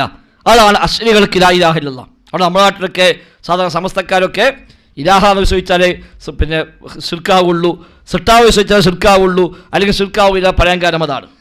അവരെ സംബന്ധിച്ച് ലാ ഇലാഹ ഇല്ലല്ലാഹ് എന്ന് പറഞ്ഞാൽ ലാ ഖാലിഖ ഇല്ലല്ലാഹ്, അല്ലാഹുവില്ലാതെ ഖാലിഖില്ല. ലാ ഖാദിറ അലൽ ഇഖ്തിറാഇ ഇല്ലല്ലാഹ്, പുതുതായി ഉണ്ടാക്കാൻ സൃഷ്ടിക്കാൻ കഴിവുള്ളവൻ പടച്ച റബ്ബല്ലാതെ മറ്റാരുമില്ല. അപ്പോൾ അതിന് വിഘാതമായി ഒരാൾ സൃഷ്ടാവാണ് വിശ്വസിച്ചാൽ മാത്രമേ ശിർക്കാവുള്ളൂ. അതില്ലാത്ത കാലത്തോളം അള്ളാഹു കാണും പോലെ കാണും, അല്ലാഹ് കേൾക്കും പോലെ കേൾക്കുമെന്ന് പറഞ്ഞാലും ഒരു പ്രശ്നമില്ല. ഇപ്പോൾ സി എം മടവൂർ വിഷയം വന്നപ്പോൾ നമ്മളെ നാട്ടിൽ സാധാരണ പല പുസ്തകമാൻ പറഞ്ഞല്ലോ, സി എം മടവൂർ മുദബ്ബിറുൽ ആലമാണ്, ലോകം നിയന്ത്രിക്കുന്നത്. നമുക്ക് വലിയ അത്ഭുതം, എന്താ പോലേക്ക് ഇതൊന്നും മനസ്സിലാവാത്തത്? ലോകം നിയന്ത്രിക്കുന്നത് പറയുക എത്ര വലിയ അപകടമാണെന്ന് നമ്മൾ ചോദിക്കും. എന്താ അവർക്ക് പ്രശ്നമായി തോന്നാത്തത്? അവരെ സംബന്ധിച്ച് മുദബ്ബിറുൽ ആലം എന്ന് വിശ്വസിച്ചാലും ഒരു പ്രശ്നവുമില്ല. കാരണം സൃഷ്ടിക്കാൻ കഴിവുണ്ട് വിശ്വസിക്കുന്നില്ല, ഖാലിഖാണ് വിശ്വസിക്കുന്നില്ല. ഇനിയിപ്പോൾ ഖാലിഖാനും വിശ്വസിക്കാം. എങ്ങനെ? പടച്ച റബ്ബ കഴിവ് കൊടുത്തു വിചാരിച്ചാൽ മതി. സൃഷ്ടിക്കാനുള്ള കഴിവ് അല്ല കൊടുത്തു എന്ന് വിശ്വസിച്ചാൽ അള്ളാഹിനെ പോലല്ല. കാരണം അള്ളാഹ്ക്കാരും കൊടുത്തതല്ല, അള്ളാഹു സ്വയമുള്ളതാണ്. സി എം മടവിന് അള്ളാഹു കൊടുത്തതാണ്. അപ്പോൾ അള്ളാഹിനെ പോലല്ല. അങ്ങനെ വിശ്വസിച്ച് കഴിഞ്ഞാൽ ഈ ലോകം മുഴുവനും സി എം മടവ് സൃഷ്ടിച്ചതാണ് പറഞ്ഞാൽ പോലും അവരസുര പ്രകാരം അത് ശിർക്കാവുകയില്ല. അത് പറയാൻ പറ്റില്ല, വേറെ അതുപോലെ പറയും അത് പറയാൻ പറ്റില്ല, അത് അപകടമാണ്, ചില കുഫ്ര എന്ന വാക്കുകളൊക്കെ പറയും. പക്ഷേ ശിർക്ക് വരികയില്ല. ശിർക്ക് വരണമെങ്കിൽ സൃഷ്ടിക്കാൻ കഴിവുള്ള സൃഷ്ടാവാണ്, സ്വയം കഴിവുള്ളവരാണ് എന്ന് വിശ്വസിക്കുന്നുവെങ്കിൽ അതോടുകൂടി ശിർക്ക് സംഭവിച്ചു, അല്ലെങ്കിൽ ശിർക്ക് സംഭവിക്കില്ല എന്നാണ്. നമ്മൾ മംഗലാപുരം സംഭവത്തിൽ നമ്മൾ പണ്ട് ചോദിച്ചല്ലോ, ഇഹ്ദിനസ് സിറാത്തൽ മുസ്തഖീം മൊഹീദീൻ ശൈഖ് പറഞ്ഞാൽ എന്തായാലും ഹുക്മ ശിർക്കാവുമെന്ന്. ഒരു പറഞ്ഞ ശിർക്കാവില്ല. നമുക്ക് അത്ഭുതമാണ് എങ്ങനെ അത് പറയാമെന്ന്. പക്ഷെ അവർക്ക് അതേ പറയാൻ പറ്റുള്ളൂ. അവരുടെ അടിസ്ഥാനപ്രകാരം അത് ശിർക്കാവുകയില്ല. കാരണം എന്താ? നേരായ മാർഗ്ഗത്തിൽ നയിക്കാനുള്ള കഴിവ് അല്ലാഹു തആല കൊടുത്തു വിശ്വസിച്ചാൽ മതി. ഇപ്പം മുദബ്ബിറുൽ ആലം ലോകം മൊത്തം നിയന്ത്രിക്കും എന്ന് വിശ്വസിച്ചാലും കുഴപ്പമില്ല. അല്ല പേരോട് പുസ്തകമൊക്കെ പറഞ്ഞു, ഒരു വണ്ടി നിയന്ത്രിക്കുന്നു പറഞ്ഞില്ലേ, അതിന് നിങ്ങൾക്ക് പ്രശ്നം ഉണ്ടോന്ന്? ഡ്രൈവർ വണ്ടി നിയന്ത്രിക്കുന്ന പറഞ്ഞ പ്രശ്നമില്ലല്ലോ. അപ്പോൾ കുറച്ചുകൂടെ അപ്പുറത്തേക്ക് ഒരു പഞ്ചായത്ത് പ്രസിഡന്റ് പഞ്ചായത്ത് മൊത്തം നിയന്ത്രിക്കുന്നു, ഒരു ഭരണാധികാരി നാട് മൊത്തം നിയന്ത്രിക്കുന്നു എന്നതുപോലെ ലോകം മൊത്തം നിയന്ത്രിക്കുന്നു. അവിടെ എങ്ങനെ ശിർക്ക് വരിക എന്നാണ്. ഏറി വന്നാൽ സി എം മടവൂര് അങ്ങനെ അല്ലാഹു ലോകം മൊത്തം കൊടുത്തിട്ടില്ലെങ്കിൽ നമ്മൾ ആ ധാരണ തെറ്റായി പോയിന്നേ ഉള്ളൂ. മുദബ്ബിറുൽ ആലം എന്ന് നമ്മൾ പറഞ്ഞു, പക്ഷേ മൂപ്പരായ കോഴിക്കോട് ജില്ല മാത്രമേ നിയന്ത്രിക്കുള്ളൂ, അതിന് അല്ല കഴിവെടുത്തുള്ളൂ എന്നാണെങ്കിൽ ഈ ധാരണ തെറ്റായി പോയി എന്നല്ലാതെ ശിർക്ക് വരുന്നില്ല. ഇതാണ് അവരാസുരി. കാരണം ലാ ഇലാഹ ഇല്ലല്ലാഹ് എന്ന് പറഞ്ഞാൽ ലാ ഖാലിഖ ഇല്ലല്ലാഹ്, ലാ ഖാദിറ അൽ ഇഖ്തിറാ ഇല്ലല്ലാഹ്, ഇല്ലായ്മയിൽ നിന്ന് സൃഷ്ടിച്ചുണ്ടാക്കി കൊണ്ടുവരാൻ കഴിയുന്ന സൃഷ്ടാവ് അല്ലാഹു അല്ലാതെ മറ്റാരുമില്ല. അപ്പോൾ ഇബാദത്ത് കൊടുത്തുകൊണ്ട് മാത്രം ശിർക്കാവൂല. അല്ലാഹു അല്ലാത്ത ഒരാൾക്ക് സുജൂദ് ചെയ്തു ശിർക്കാവൂല. ഓരോ വാദപ്രകാരം അത് സുജൂദ് ആവൂല എന്നാണ്. അത് സുജൂദ് ആവുകയില്ല. അത് സുജൂദ് ആകണമെങ്കിൽ ആർക്ക് മുമ്പിലാണോ സമർപ്പിക്കുന്നത് അവർക്ക് സ്വയം കഴിവുണ്ട് വിശ്വസിക്കണം. അല്ലാതെ സുജൂദ് ചെയ്താൽ സുജൂദല്ല. ഏതുപോലെ ഒന്നുമില്ലാതെ ഒറ്റ നിസ്കരിച്ചു, അത് നിസ്കാരാവോ? ഒന്നുണ്ടാക്കിയിട്ടില്ല, ഒന്ന് നിസ്കരിക്കുന്നുണ്ട്, നമ്മൾ പറയാം നിസ്കാരം സ്വഹിയല്ലാതെ. എന്താ കാരണം? ഒന്നുമില്ലെങ്കിൽ അത് നിസ്കാരമായി കൂട്ടൂല. എന്നതുപോലെ ഒരു പടപ്പിന് മുമ്പിൽ സുജൂദ് ചെയ്താലും അത് സുജൂദല്ല, സുജൂദ് ആകണമെങ്കിൽ ആ പടപ്പ് ഖാലിഖാണ് വിശ്വസിക്കണം. അല്ലാത്ത കാലത്തോളം സുജൂദല്ല. തേടിയാൽ ദുആ അല്ല, അത് പ്രാർത്ഥനയല്ല, അത് കേവലം ഇസ്തിഗാസയാണ്. അത് ഉസ്താദ് ഞങ്ങൾ ദ്വാരിക്കണില്ല, ഇസ്തിഗാസയോട് പറയും. അപ്പോൾ നമ്മൾ സ്ഥാപിച്ചെടുക്കുക എന്താണ്? ഇത് തന്നെയാണ് ദുആ. ഒരു അല്ല, ഞങ്ങൾ ദുആ ചെയ്യുന്നില്ല, ഇസ്തിഗാസയേ ഉള്ളൂ. ആ ഇസ്തിഗാസ എന്തുമാവാം. നരകത്തെ രക്ഷപ്പെടുത്തണേ തേടാം, സ്വർഗം നൽകണേ തേടാം, ഈമാനെ മരിപ്പിക്കണേ തേടാം, ഒരു കുഴപ്പമില്ല. അത് ദുആ അല്ല. ദുആ ആകണമെങ്കിൽ ഈ തേടപ്പെടുന്ന ശക്തി സ്വയം കഴിവുള്ള ഇലാഹാണ്, ഖാലിഖാണ് എന്ന് വിശ്വസിക്കുമ്പോഴേ അത് ദുആ എന്ന് പറയുള്ളൂ. ഇതാണ് സമസ്തക്കാർ നമ്മളുള്ള അടിസ്ഥാന അഭിപ്രായ വ്യത്യാസം. അവിടെയാണ് നമ്മൾ തൗഹീദ് പ്രബോധന മേഖലയിൽ ഇവർ ചെയ്യുന്ന പണി ദുആ തന്നെയാണ് എന്ന് പഠിപ്പിച്ചു കൊടുക്കാൻ പിന്നെ ശ്രമിച്ചത്. പടച്ച റബ്ബിനോട് ദുആ ചെയ്യാൻ പാടുള്ളൂ അവരും പറയും. ദുആ അല്ലാണ്ട് മാത്രം അവർക്ക് തർക്കമൊന്നുമില്ല. പക്ഷെ അവർ ചെയ്യുന്നൊന്നും ദുആ അല്ല. നമ്മൾ പറയല്ല ദുആ ആണ്. അപ്പോൾ തർക്കത്തിൻ്റെ മർമ്മം എന്തായി? ഇത് ദുആ ആണോ ദുആ അല്ലേന്നായി. ദുആ ആണെങ്കിൽ ചെയ്യാൻ പാടില്ല, അവിടെ സമ്മതിക്കും. പക്ഷെ ദുആ അല്ല എന്നൊരു വാദം. മൊയ്തീൻ ശൈഖിനോട് എന്ത് തേടിയാലും അത് പ്രാർത്ഥനയല്ല. അത് നിങ്ങൾ വെറുതെ പേരിട്ടാണ് പ്രാർത്ഥന എന്ന്. അത് പ്രാർത്ഥന അല്ലാതെ ഒരു പറയാം. അത് ദുആ അല്ല, അത് സഹായാർത്ഥനയാണ്, ഇസ്തിഗാസയാണ്. കൊടുത്ത കഴിവിന് ചോദിക്കുക. അത് അവർ കൊടുത്ത കഴിവ് എപ്പോഴും ഇങ്ങനെ ഹൈലൈറ്റ് ചെയ്യുന്നത്. കൊടുത്ത കഴിവിന് ചോദിക്കുകയാണ്. നീ ചോദിക്കപ്പെടുന്ന കാര്യമല്ല, കൊടുത്തിട്ടില്ലെങ്കിലോ കിട്ടില്ലാന്നേ ഉള്ളൂ, വളരെ കുഴപ്പമില്ല, ഉത്തരം കിട്ടില്ലാന്നേ ഉള്ളൂ. ഒരാൾക്ക് പോയി ഒരു 100 കോടി കടം ചോദിച്ചു. എൻ്റെ 100 കോടി പോയിട്ട് 100 ഉറുപ്പില്ല, ശിർക്കാവോ? ശിർക്കാവില്ലല്ലോ. വെറുതെ പോയത് വെറുതായി, ആ സമയം വേസ്റ്റായി എന്നല്ലാതെ ശിർക്കാവില്ല. കാരണം എന്താണ്? ഓനാ കഴിവില്ല എന്നുള്ളൂ. എന്നതുപോലെ മൊഹീൻ ശൈഖിനോട് ഈമാനെ മരിപ്പിക്കണമെന്ന് പറഞ്ഞു. ഈമാനെ മരിപ്പിക്കാനുള്ള കഴിവ് അല്ല കൊടുത്തിട്ടില്ലെങ്കിൽ അദ്ദേഹത്തോട് ചോദിച്ചത് അബദ്ധമായി പോയി, അത് വെറുതെയായിപ്പോയി എന്നല്ലാതെ ശിർക്ക് വരികയില്ല. ഇതാണ് സമസ്തൻ്റെ അസല്. അതുകൊണ്ട് എപ്പോഴും അവർ കൊടുത്ത കഴിവിന് ചോദിക്കാമെന്ന് ഇങ്ങനെ എപ്പോഴും ഹൈലൈറ്റ് ചെയ്യണത്. ഞങ്ങൾ കൊടുത്ത കഴിവിനാണ് ചോദിക്കുന്നത്. ഞങ്ങൾ കൊടുത്ത കഴിവിനാണെങ്കിൽ പിന്നെ ദുആ ആവൂല. കൊടുക്കാതെ സ്വയമുള്ള കഴിവാണെങ്കിലോ ചോദിക്കേണ്ട ആവശ്യം തന്നെ ഇല്ല, അല്ലെങ്കിൽ ശിർക്കായി മാറി. അവരെ സംബന്ധിച്ച് ഇലാഹ് എന്ന് പറഞ്ഞാൽ അൽ ഖാലിഖു അൽ ഖാദിറു അൽ ഇഖ്തിറാ, ഇതാണ് അവരെ സംബന്ധിച്ച് ഇലാഹ് എന്നുള്ളത്. അപ്പോൾ അവിടെ നമ്മുടെ നാട്ടിലെ അഴിവാരംഗത്ത് നമ്മൾ പഠിപ്പിക്കാൻ ശ്രമിച്ചത് ഒരു തേട്ടം എപ്പോൾ പ്രാർത്ഥനയാകും. ഇലാഹാണ്, ഖാലിഖാണ് വിശ്വസിച്ചാൽ പ്രാർത്ഥന തന്നെയാണ്, സംശയമൊന്നുമില്ല. പക്ഷെ അങ്ങനെ വിശ്വസിക്കാതെയും പ്രാർത്ഥന വരാം. ഇത് പഠിപ്പിക്കാൻ ശ്രമിച്ചത് നമ്മൾ. ഇലാഹാന്ന് വിശ്വസിക്കാതെ, ഖാലിഖാന്ന് വിശ്വസിക്കാതെ, സ്വയം കഴിവുകൊണ്ട് വിശ്വസിക്കാതെ തേടിയാലും ആ തേട്ടത്തിനും പിന്നെ ദുആ എന്ന് പറയാം. അത് ഹദീസിൽ സ്ഥിരപ്പെട്ടതാണ്, ഖുർആൻ കൊണ്ട് സ്ഥിരപ്പെട്ടതാണ് എന്ന് പഠിപ്പിക്കാനാണ് അപ്പോൾ നമ്മൾ ശ്രമിച്ചത്. അവിടെയാണ് ഈ പറഞ്ഞ ഹദീസൊക്കെ മാഷാ അല്ലാഹ് വശിഅത്ത് യാ റസൂലല്ലാഹ്, അല്ലാഹു റസൂലേ നിങ്ങളും അല്ലാഹും ഉദ്ദേശിച്ചാൽ എന്ന് പറയുമ്പോൾ നീ എന്നെ അല്ലാഹ്ക്ക് തുല്യമാക്കുകയാണോ? അവിടെ നബി ഇലാഹ എന്ന് പറഞ്ഞിട്ടില്ല, നബി ഖാലിഖാന്ന് പറഞ്ഞിട്ടില്ല. നബിയാണെന്ന് പറഞ്ഞത്. മാഷാ അല്ലാഹ് വശിഅത്ത് യാ റസൂലല്ലാഹ് എന്നാണ്. അല്ലാഹുവിൻ്റെ റസൂലേ നിങ്ങൾ ഉദ്ദേശിച്ചാൽ. അപ്പോൾ അല്ലാണെന്നല്ല, ഇലാഹാന്നല്ല, റസൂല വിശ്വസിച്ചുകൊണ്ടാണ് പറയണത് എന്ന് നബി പറഞ്ഞു, ഞാൻ അല്ലാഹ്ക്ക് തുല്യമാക്കുകയാണോ? അപ്പോൾ ഖാലിഖാ വിശ്വസിക്കാതെയും ശിർക്ക് വരും എന്ന ഹദീസിന് കിട്ടി. നേരത്തെ പറഞ്ഞ ദാത്വൻവാത്തിൻ്റെ വിഷയം, നബിയെ ഞങ്ങൾക്കൊരു മരം നിങ്ങൾ നിശ്ചയിച്ചു തരണം എന്നാണ്. അപ്പം നബി നിശ്ചയിച്ചു കൊടുത്താൽ ഖാലിഖാവോ? ഒരു മരം നബി നിശ്ചയിച്ചു കൊടുത്തു, നബി നിശ്ചയിച്ചു കൊടുത്താൽ ആ മരം ഇലാഹാവോ? ഇല്ലല്ലോ. അപ്പോൾ ഇലാഹാവാതെ ഖാലിഖാവാതെ തന്നെ ശിർക്ക് വരും. വാൾ തൂക്കാൻ, ബർക്കത്തെടുക്കാൻ ഒരു മരം വേണമെന്ന് പറയുമ്പോൾ ഇലാഹിനെ വേണമെന്ന് ചോദിക്കും പോലെയാകുന്നു എന്നാണ് പറഞ്ഞത്. അത് കൊട്ടപ്പുറം സംഭവത്തിൽ എ പി അബ്ദുൽ ഖാദർ മൊഴി ഈ സംഭവം പറഞ്ഞത്. അതിന് ഉത്തരമില്ല. അപ്പോഴെ കാന്തപുരം മുസ്ലിം മൗലവി മരുത്തമ്മ കയറി എന്ന് പറഞ്ഞിട്ട് പരിഹസിച്ചുകൂടെ ചെയ്ത്. ഉത്തരം പറയാനില്ല. ഇനി വേറെ അവിടെ ശിർക്കാണ് എന്ന് പഠിപ്പിച്ചു, ഇലാഹാണെന്ന് ഇലാഹിനെ ചോദിക്കുമ്പോഴാണെന്ന് പഠിപ്പിച്ചു. സമാനമായ ഒരുപാട് ഹദീസുകൾ. ഇന്ന റുഖ വത്തമാഇമ വത്തിവലത ശിർക്കുൻ, മന്ത്രങ്ങൾ, യലസുകൾ, അതേപോലെയുള്ള രക്ഷക്കായി കിട്ടുന്ന കാര്യങ്ങൾ, ഇതൊക്കെ ശിർക്കാകുന്നു. അപ്പോൾ യലസ് ഇലാഹ എന്നാലും വിശ്വസിക്കോ എന്ന് നബി ഞങ്ങൾ അവിടെ പറഞ്ഞത് ശിർക്ക് എന്നാണ്. മൻ ഹലഫ ബിഗൈരില്ലാ ഫഖദ് അശ്റക, അല്ലാഹു അല്ലാത്ത പേര് വല്ലവൻ സത്യം ചെയ്താൽ അവൻ ശിർക്ക് ചെയ്തിരിക്കുന്നു. ആ സത്യം ചെയ്യപ്പെടുന്ന വ്യക്തി, ആ ശക്തി സ്വയം കഴിവുള്ള ഇലാഹാണെന്ന് വിശ്വസിക്കണമെന്ന് അവിടെ പറഞ്ഞിട്ടില്ല. സത്യം ചെയ്താൽ തന്നെ ശിർക്കാണെന്ന് പറഞ്ഞു. സമാനമായ ധാരാളം ഹദീസുകൾ സ്ഥിരപ്പെട്ട് വന്നു. ഇവയെല്ലാം വെച്ചുകൊണ്ട് നമ്മുടെ നാട്ടിലെ അഴിവാരംഗത്ത് പഠിപ്പിക്കാൻ ശ്രമിച്ചത് ഇലാഹെന്ന് വിശ്വസിക്കാതെയും ശിർക്ക് വരാം. ഇലാഹെന്ന് വിശ്വസിച്ചാൽ ശിർക്ക് തന്നെയാണ്, അത് വിശ്വസിക്കാതെയും ശിർക്ക് വരാം. അപ്പം എങ്ങനെ ശിർക്ക് വരിക? ഇലാഹിന് മാത്രം നൽകേണ്ട വല്ലതും ഇലാഹില്ലാത്ത നൽകിയാൽ അത് ശിർക്കാണ്. അപ്പോൾ ഇബാദത്തുകൾ, ഒരു വ്യക്തിക്കോ ഒരു സൃഷ്ടിക്കോ ഒരു നബിക്കോ ഒരു വലിയനോ ഒരു ഖബറിനോ ഒരു മരത്തിനോ എവിടെ പോയി സമർപ്പിച്ചാലും ഇബാദത്ത് സമർപ്പിക്കലായി മാറി, അതോട് ശിർക്കായി മാറി. ഇതാണ് പഠിപ്പിക്കാൻ ശ്രമിച്ചത്. അപ്പോൾ ഈ തേട്ടങ്ങൾ ഇസ്തിഗാസ എന്ന് ഓമനപ്പെട്ടാലും ശരി, അത് പ്രാർത്ഥനയാണ്. അപ്പോൾ പിന്നെ ഏത് തേട്ടമാണ് പറ്റുക, ഏത് തേട്ടമാണ് പറ്റാതിരിക്കുക? അപ്പോൾ അതായി ചർച്ച. പിന്നെ സാധാരണ ഉസ്താദന്മാർ ചോദിക്കും, അപ്പോൾ നിങ്ങൾ ഡോക്ടറെ അടുത്ത് പോയിട്ട് മരുന്ന് ചോദിക്കുന്നില്ലേ, ഭാര്യയോട് പോയി കഞ്ഞി ചോദിക്കുന്നില്ലേ, പലരോടും സഹായം ആവശ്യപ്പെടുന്നില്ലേ? അപ്പോൾ ഇതൊക്കെ ശിർക്കാണോ? അല്ല. അത് ഇയ്യാക്കസ്തിനെതിരാണോ? അല്ല. അപ്പോൾ ഇവരെ എവിടെയാണ് ഇത് വേർതിരിക്കുന്നത്? അനുവദിക്കപ്പെട്ട ചെയ്യുന്ന സഹായത്തേട്ടമുണ്ട്, എന്നാൽ പാടില്ലാത്ത പ്രാർത്ഥനയാകുന്ന സഹായത്തേട്ടവുമുണ്ട്.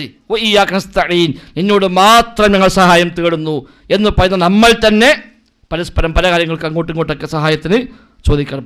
കടം ചോദിക്കുന്നു, അതേപോലെ പല ആവശ്യങ്ങളും പരസ്പരം ആവശ്യപ്പെടുന്നു, അങ്ങോട്ടും ഇങ്ങോട്ടും സഹായം ചോദിക്കുന്നു, ജാതി മതം പോലും നോക്കാതെ പരസ്പരം അങ്ങനെ ചോദിക്കുന്നുണ്ട്. അത് ഇയ്യാക്കനസ്തഈനെതിരാണോ? അല്ല. അപ്പോൾ ഇയ്യാക്കനസ്തഈൻ, നിന്നോട് മാത്രം സഹായം തേടുന്നു എന്ന് പറഞ്ഞ സഹായത്തേട്ടം വേറെയാണ്. ഈ അനുവദിക്കപ്പെടുന്ന ചോദിക്കപ്പെടുന്ന ചോദ്യങ്ങൾ അത് വേറെയാണ്. അപ്പോൾ അത് എന്താണ് മാനദണ്ഡം? സമസ്തക്കാരെ സംബന്ധിച്ച് ഇങ്ങനത്തെ വ്യത്യാസമേ ഇല്ല. അഭൗതിക കാര്യം, ഭൗതിക കാര്യം, അങ്ങനത്തെ ഒന്നുമില്ല.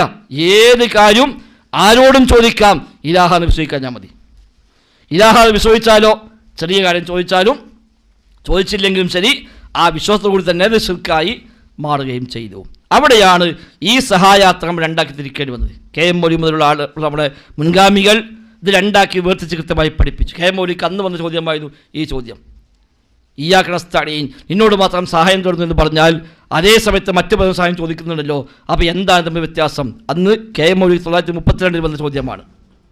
അതിന് അദ്ദേഹം കൊടുത്ത മറുപടികളാണ് പിന്നെ അദ്ദുആ വൽ ഇബാദ എന്ന പേരിൽ 1932 ജമിഅത്തുൽ ഉലമ പുസ്തകമാക്കി പ്രസിദ്ധീകരിച്ചത്. KM മൗലവിക്ക് വന്ന ഈ വിഷയത്തിലെ ചോദ്യങ്ങളാണ്. അത് മൗലവി റഹിമഹുല്ലാഹ് കൃത്യമായ ആയത്തും ഹദീസും വെച്ചുകൊണ്ട്, മുൻഗാമികളായ പണ്ഡിതന്മാരുടെ ഉദ്ധരണികൾ വെച്ചുകൊണ്ട് അതവിടെ പഠിപ്പിച്ചു കൊടുത്തു. ഏത് സഹായ ചോദ്യമാണ് ഇയ്യാക്കനസ്തഈൻ എന്നുള്ള സഹായ ചോദ്യം, ഏതല്ലാത്ത സഹായ ചോദ്യം. അവിടെയാണ് കാര്യകാര പദങ്ങൾക്കപ്പുറം ഭൗതികം, അഭൗതികം, അതേപോലെ അദൃശ്യം, ദൃശ്യം എന്നൊക്കെയുള്ള മലയാള പദങ്ങൾ ഇവിടെ ഉപയോഗിച്ചത്. സാധാരണ ഒരു സഹായം എന്ന് പറയുമ്പോൾ രണ്ട് രൂപത്തിൽ വരും. ഒന്ന്, പടച്ച റബ്ബ് അസ്ബാബുകൾ മുഖേന നടപ്പാക്കുന്നത്, വ്യവസ്ഥകളുമായി ബന്ധിപ്പിച്ചുകൊണ്ട് നടപ്പാക്കുന്ന കാര്യങ്ങൾ, അത് അള്ളാഹു നിശ്ചയിച്ച വ്യവസ്ഥകൾ ഉപയോഗപ്പെടുത്താം. ചിലത് അസ്ബാബുകൾ മുഖേന അല്ലാതെ നടപ്പാക്കുന്ന കാര്യങ്ങൾ, അത് റബ്ബിനോട് ചോദിക്കുക. ഉദാഹരണമായി രോഗം ശിഫയാവുക. രോഗം ശിഫയാകുന്ന രണ്ട് മാർഗമുണ്ട്. ഒന്ന്, അത് നിശ്ചയിക്കപ്പെട്ട വ്യവസ്ഥകൾ, അതാണ് മരുന്ന് കഴിക്കുക, ചികിത്സിക്കുക, അത് അള്ളാഹു വെച്ച വ്യവസ്ഥയാണ്. എന്നാൽ രോഗം ശിഫയാവുക എന്നുള്ളതോ ഇതിനെല്ലാം അപ്പുറത്ത് പടച്ച റബ്ബ് ചെയ്യുന്ന കാര്യമാണ്. അപ്പം ശിഫയാക്കാൻ അള്ളാഹ്ക്കേ കഴിയുള്ളൂ, മരുന്നിന് ശിഫയാക്കാൻ കഴിയില്ല. മരുന്ന് ശിഫയാവാനുള്ള ഒരു നിമിത്തം മാത്രമാണ്. അല്ലെങ്കിൽ മരുന്ന് കഴിച്ച എല്ലാവർക്കും ശിഫ കിട്ടണം, മരുന്ന് കഴിക്കാത്ത ഒരാൾക്കും ശിഫ കിട്ടാനും പാടില്ല. അത് രണ്ടുമില്ല. മരുന്ന് കഴിക്കാതെയും ചില രോഗങ്ങൾ സുഖമാകുന്നുണ്ട്, എത്ര മരുന്ന് കഴിച്ചാലും ചില രോഗങ്ങൾക്ക് സുഖമാകുന്നുമില്ല. ഒരേ അസുഖം, ഒരേ ചികിത്സ, ഒരേ ഡോക്ടർ രണ്ടാക്കി മരുന്ന് കൊടുത്ത് ഒരാളിത് മാറി മറ്റൊന്നും മാറിയില്ല, ഉണ്ടാവുമല്ലോ. ഒരേ ഡോക്ടറാണ്, ഒരേ മരുന്ന്, ഒരേ രോഗമാണ്, പക്ഷെ ഒരാൾ രോഗം മാറി മറ്റൊരു രോഗം മാറിയില്ല. അപ്പം മരുന്നല്ല ശിഫയാക്കുന്നത്, മരുന്ന് ശിഫയാവാനുള്ള ഒരു നിമിത്തം മാത്രമാണ്. ആ നിമിത്തത്തിന് കൂടെ റബ്ബിൻ്റെ മശിയത്ത് കൂടി വരണം, അപ്പോഴേ ശിഫയാവുള്ളൂ. കാരണങ്ങൾ സ്വീകരിക്കണം, പടച്ച റബ്ബ് ഉദ്ദേശിക്കുകയും വേണം. അപ്പോൾ എൻ്റെ അയാൾക്ക് സുഖമായില്ല, ഈ മരുന്ന് കൊണ്ട് അയാൾക്ക് ശിഫ അല്ലാഹു തആല ഉദ്ദേശിച്ചിട്ടില്ല. ഒരു പക്ഷെ മറ്റൊരു മരുന്ന് കൊണ്ട് ഇയാൾക്ക് ശിഫ അല്ലാഹു ഉദ്ദേശിച്ചിട്ടുണ്ടാവും. അപ്പോൾ ഇയാൾ മരുന്ന് കഴിച്ചു, രോഗം കുറയുന്നില്ല, വീണ്ടും ഡോക്ടറെ പോയി കണ്ടു, ഡോക്ടർ മരുന്ന് മാറ്റിക്കൊടുത്തു, അത് കഴിച്ചപ്പോൾ സുഖമായി. എന്നാൽ ഇയാൾ ചോദിക്കുക, എന്നാൽ പിന്നെ അന്നനെ ഈ മരുന്ന് ഇല്ല പോലെയെന്നോ? അത് ചോദിക്കൂല. അപ്പോൾ അല്ലാഹു തആല ഇയാൾക്ക് ശിഫ നിശ്ചയിച്ചത് ഈ മരുന്നിന്. അപ്പം സംസം വെള്ളം കുടിച്ചാൽ രോഗം ശിഫയാകും. അവിടുത്തെ ചോദിച്ചു, അങ്ങനെയാണെങ്കിൽ പിന്നെ എന്തിനാ മക്കത്ത് ഹോസ്പിറ്റലിൽ നിന്ന്? ആ ചോദ്യം അന്യായമാണ്. കാരണം എന്താണ്? സംസം ശിഫയാണ്, അതിനർത്ഥം സംസം കുടിച്ചാൽ എല്ലാവർക്കും എല്ലാ അസുഖം മാറുന്നല്ല. ചില ആൾക്ക് മാറൂല, ചില ആൾക്ക് മാറും. അല്ലാതെ മശിയത്തുണ്ടാകണം. മരുന്ന് ഒരു സബബായതുപോലെ സംസം മറ്റൊരു സബബാണ്, ദുആ മറ്റൊരു സബബാണ്. ദുആ ചെയ്ത രോഗം മാറും, ഒരുത്തം ദുആ ചെയ്ത് രോഗം മാറിയില്ല, അതുകൊണ്ട് ദുആ ചെയ്യുന്നത് കാര്യമില്ല എന്ന് ഒരുത്തം പറയോ? ഇല്ല, അത് മറ്റൊരു നിമിത്തമാണ്. ഇതൊന്നുമില്ലാതെ രോഗം ശിഫയാകും.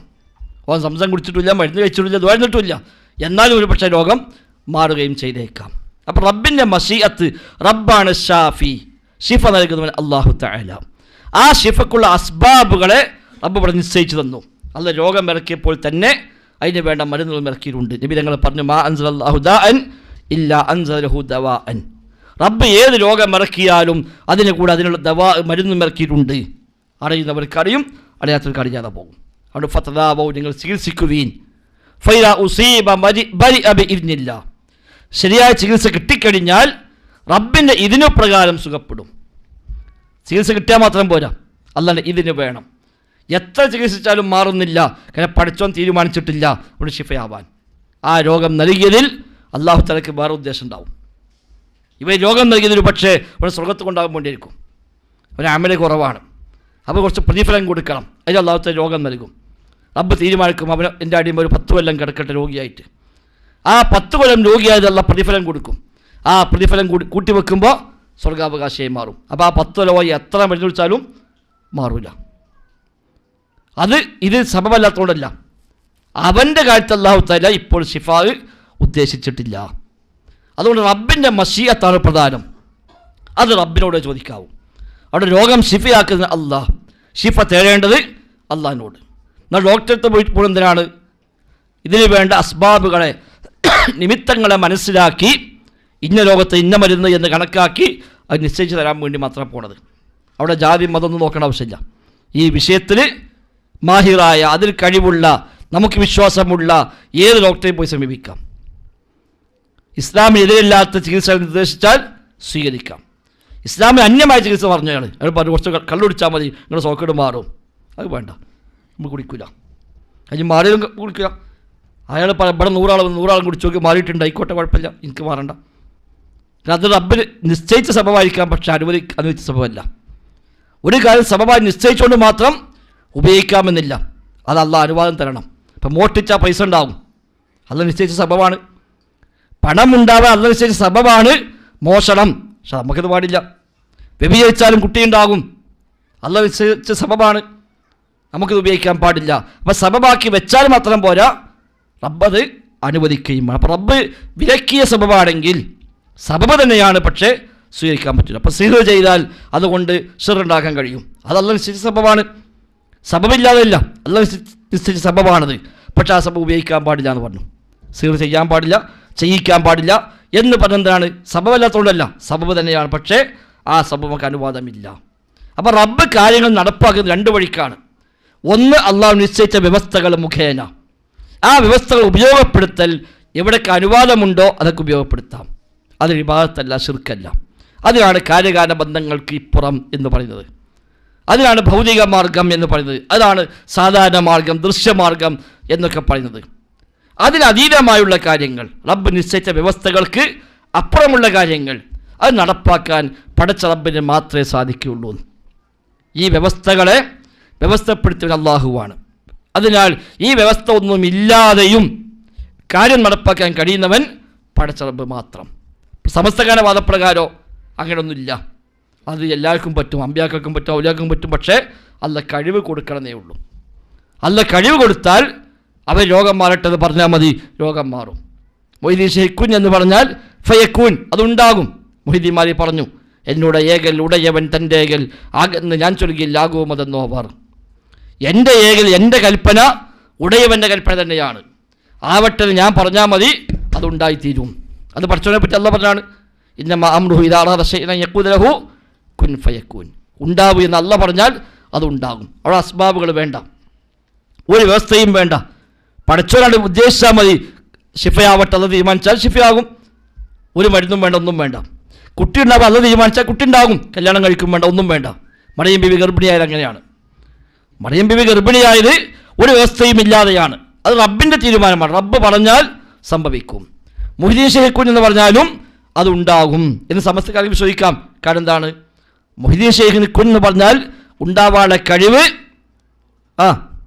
അള്ളാഹു കൊടുത്താണ് എന്ന് വിശ്വസിച്ചാൽ മതി. സ്വയമില്ല, അല്ലാഹ് കഴിവെടുത്തു എന്ന് വിശ്വസിച്ചാൽ ശിർക്ക് വരൂല. അപ്പം അള്ളാഹിനെ പോലെയല്ല. നമ്മളെന്താ അവിടെ പറയാം? അള്ളാഹ് അങ്ങനെ കഴിവ് കൊടുക്കൂല എന്നാ. അത് അള്ളാഹിൻ്റെ മാത്രം കഴിവാണ്, അവൻ്റെ മാത്രം കുദ്റത്താണ്. അത് അള്ളാഹു തആല ഒരാൾ കൊടുത്തു എന്ന് പറഞ്ഞാൽ അതിനർത്ഥം അള്ളാഹു സ്വയം ഒരു പങ്കുകാരനെ സ്വീകരിച്ചു എന്നാണ്. കുദ്റത്ത് എന്ന സിഫത്തിൽ അള്ളൊരു പങ്കുകാരനെ സ്വീകരിച്ചു. എന്നിട്ട് അള്ളാഹ് നബിനെ പറഞ്ഞേക്കുക അതാൾക്ക് പങ്കുകാരില്ല പഠിപ്പിക്കാൻ വേണ്ടി. അള്ളാഹ് സ്വയം പങ്കുകാരനെ സ്വീകരിക്കുകയും ചെയ്യുക, അതുണ്ടാവില്ല. അള്ളാഹ്ക്ക് ഖാസായ സിഫത്തുകൾ, അവൻ്റെ കേൾവി, അവൻ്റെ കാഴ്ച, അവൻ്റെ അറിവ്, അവൻ്റെ കഴിവ് അടക്കമുള്ള ഒരു സംഗതിക്കും അള്ളാഹുവിൻ്റെ പങ്കുകാരനെ സ്വീകരിക്കൂല, അതിലാക്കും അത് കൊടുക്കുകയുമില്ല. അതുകൊണ്ട് വ്യവസ്ഥകൾക്കപ്പുറമുള്ള കാര്യങ്ങൾ ഇവിടെ ഒരു പടപ്പിനും ചെയ്യാൻ കഴിയുകയില്ല. പിന്നെ അതിനപ്പുറമുള്ള കാര്യമാണ് മുഅ്ജിസത്ത് കറാമത്ത്, വ്യവസ്ഥകൾക്ക് അതീതമായ കാര്യം. ഇപ്പം മൂസാ നബി ഇസ്ലാം വടി താഴെ ഇട്ടു, പാമ്പായി മാറി. അങ്ങനെ ഒരു സിസ്റ്റം ലോകത്തുണ്ടോ? ഒരു വടി എടുത്ത് കിട്ടാൽ ആ വടി പാമ്പായി മാറുക, ഒരു പാമ്പിനെ പിടിച്ചാൽ അത് വടിയായി മാറുക, അങ്ങനെ വ്യവസ്ഥ ലോകത്തുണ്ടോ? ഇല്ല, അങ്ങനെ വ്യവസ്ഥ ഇല്ല. ഒരു രണ്ട് പാമ്പ് ഇണ ചേർന്നിട്ട് പുതിയ പാമ്പുണ്ടാവുക എന്നല്ലാതെ വടി എടുത്ത് കിട്ടാൻ പാമ്പ് ഉണ്ടാകുക എന്നുള്ളൊരു സിസ്റ്റം ഇവിടെ ഇല്ല. അത് മുഅ്ജിസത്താണ്, വ്യവസ്ഥകൾക്ക് അപ്പുറമാണ്. അത് മൂസാ നബിയുടെ കഴിവല്ല, അത് പഠിച്ചോ നടപ്പാക്കിയ കാര്യമാണ്. സമസ്തക്കാരെ പറയാൻ അള്ളാഹ് കൊടുത്ത കഴിവാണ്. അപ്പം മൂസാ നബിക്ക് ആ കഴിവുണ്ട്, അതേ ഉദ്ദേശിക്കുമ്പോഴൊക്കെ വേണമെങ്കിൽ പാമ്പാക്കി മാറ്റാം. എന്നാൽ ഖുർആൻ പഠിപ്പിച്ച അങ്ങനെയല്ല. കാരണം ആ വടി പാമ്പായി മാറിയപ്പോൾ മൂസാ നബി ഇസ്ലാം പേടിച്ചു വന്നത്. സ്വന്തം കഴിവാണെങ്കിൽ പേടിക്കുന്നല്ലോ. പേടിച്ചു മാത്രമല്ല, അദ്ദേഹം പിന്തിരിഞ്ഞ് ഓടി. അള്ളാഹ് വിളിച്ചു, പേടിക്കണ്ട, പേടിക്കണ്ട, അള്ളാഹ് വിളിക്കരുത്, നീ അവിടെ നിൽക്കുക, അത് പിടിച്ചോ എന്ന് അള്ളാഹ് പറയുക ചെയ്യുന്നത്. അപ്പോൾ അത് മൂസാ നബിയുടെ കഴിവല്ല, എന്നാൽ വ്യവസ്ഥകൾക്ക് അപ്പുറമാണ്. അത് പടച്ച റബ്ബ് നടപ്പാക്കിയ കാര്യമാണ്. അത് വ്യവസ്ഥയെ സംവിധാനിച്ച അല്ലാഹു തആല വ്യവസ്ഥ ഇല്ലാതെ തന്നെ ഒരു കാര്യം നടപ്പാക്കി വെച്ചു. എന്തിന്? പടച്ച റബ്ബിൻ്റെ മഹാത്മ്യത്തെ ബോധ്യപ്പെടുത്താൻ. ഇത് കാണിച്ചത് മൂസാ നബി ഇസ്ലാം പറയാ, അള്ളാഹ് കഴിവുള്ളവൻ, അള്ളാഹ് ഇലാഹാണ്, ആ അള്ളാഹ് എന്നെ അയച്ച റസൂലാണ്. എന്തിന്? അള്ളാഹിനെ മാത്രം അറിയിക്കാൻ, അല്ല എൻ്റെ മഹത്വം കൽപ്പിക്കാൻ എന്നല്ല, പടച്ച റബ്ബിനെ മഹത്വം അറിയിക്കാൻ വേണ്ടി റബ്ബ് നടപ്പാക്കുന്ന കാര്യമാണ് മുഅ്ജിസത്ത് കറാമത്തുകൾ. അത് വ്യവസ്ഥകൾക്ക് അപ്പുറത്താണ്. സക്കറിയ നബി സല്ലല്ലാഹു കടന്നു വരുമ്പോഴൊക്കെ മറിയം ബിബിയുടെ മുമ്പിൽ ഭക്ഷണം കാണുന്നു. ചോദിക്കുന്നു, യാ മറിയം അന്നാ ലക്കി ഹാദാ, എവിടെ നിന്നാണ് കിട്ടിയത്? ഖാലത്ത് ഹുവ മിൻ ഇൻദില്ലാഹ്, അത് റബ്ബിൽ നിന്നാണ്.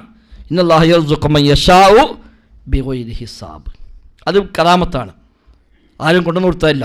സ്വകാര്യത്തെ ആരും കൊണ്ടുപോയി കൊടുത്തതാണെങ്കിൽ കറാമത്താവില്ല. ആ വ്യവസ്ഥകളൊന്നുമില്ലാതെ ആ കാലത്ത് ആ ഒരു സീസണിൽ ലഭ്യമല്ലാത്ത പഴങ്ങൾ മറിയം ബിബിയുടെ മുമ്പിൽ ഇങ്ങനെ വരികയാണ്. അത് വ്യവസ്ഥകൾക്ക് അതീതമാണ്. അത് മറിയം ബിബിയുടെ കഴിവല്ല, അത് റബ്ബ് നടപ്പാക്കുകയാണ്. പുരുഷ സ്പർശനമില്ലാതെ അവർ ഗർഭിണിയായി മാറുന്നു, അതവരുടെ കഴിവല്ല, അത് റബ്ബ് നടപ്പാക്കുകയാണ്. അതുകൊണ്ട് അവരെ പോലും ചോദിച്ചു, എങ്ങനെ കുട്ടി ഉണ്ടാവുക? വളരെ യംസസ്നൈ ബശറും വലം അക്കു ബഗിയ്യ, എന്നൊരു പുരുഷനും സ്പർശിച്ചിട്ടില്ലല്ലോ, പിന്നെ എങ്ങനെ കുട്ടി ഉണ്ടാകും? ഖാല കദാലികി ഖാല റബ്ബുകി ഹുവ അലയ്യ ഹയ്യിൻ. റബ്ബ് പറയുന്നു, എനിക്കത് എളുപ്പമാണ്. അല്ല, മറിയം ബിബിക്ക് എളുപ്പമാണെന്നല്ല, അള്ളാഹ്ക്ക് എളുപ്പം. കാരണം അള്ളയാണ് ഈ സിസ്റ്റം വെച്ചത്.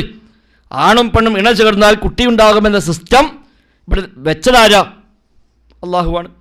ആ റബ്ബിന് ഈ വ്യവസ്ഥ ഇല്ലാതെ തന്നെ കുട്ടിയെ ഉണ്ടാക്കാൻ പറ്റും, അള്ളാഹ്ക്ക് മാത്രമേ പറ്റുള്ളൂ.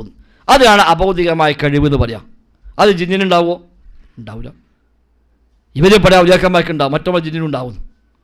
അവിടെയാണ് ഇത് വലിയ തർക്കമായി മാറുന്നത്. ആ കഴിവ് ഒരു പടപ്പിനുമില്ല, ജിന്നിനുമില്ല, മലക്കിനുമില്ല, മനുഷ്യനുമില്ല, പക്ഷിക്കുമില്ല, മൃഗത്തിനുമില്ല, ഒന്നിനുമില്ല.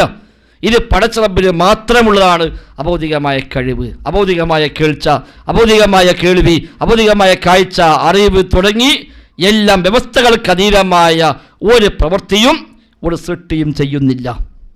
ആ സൃഷ്ടാവിന് മാത്രമേ ഉള്ളൂ. അത് സൃഷ്ടിക്കുണ്ടെന്ന് പറയുമ്പോൾ ആ സിഫത്തിൽ സൃഷ്ടിയെ കൂടി പങ്കു ചേർക്കൽ വന്നു. അത് ഉണ്ട് വിശ്വസിച്ചാൽ ശിർക്ക് വന്നു. ആ അർത്ഥത്തിൽ തേടിയാൽ ആ തേട്ടം ശിർക്കായി മാറി, അത് പ്രാർത്ഥനയായി മാറി. കാണുന്നു വിശ്വസിച്ചാൽ ആ കാഴ്ച എന്ന വിശ്വാസം ശിർക്കായി മാറി. ആ അർത്ഥത്തിലെ ഭയം ശിർക്കായി മാറി, സ്നേഹം ശിർക്കായി മാറി. അവിടേക്ക് ശിർക്ക് വരല്ലോ.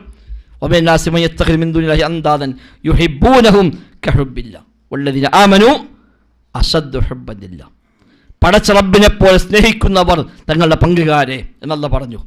പങ്കുകാരെ സ്ഥാപിക്കുകയും ആ പങ്കുകാരെ സ്നേഹിക്കുകയും ചെയ്യുക, ആ സ്നേഹം ശിർക്കാണ്. സ്നേഹം കൽബിയായ അമലായി, കൽബിയായ ഇബാദത്താണ്.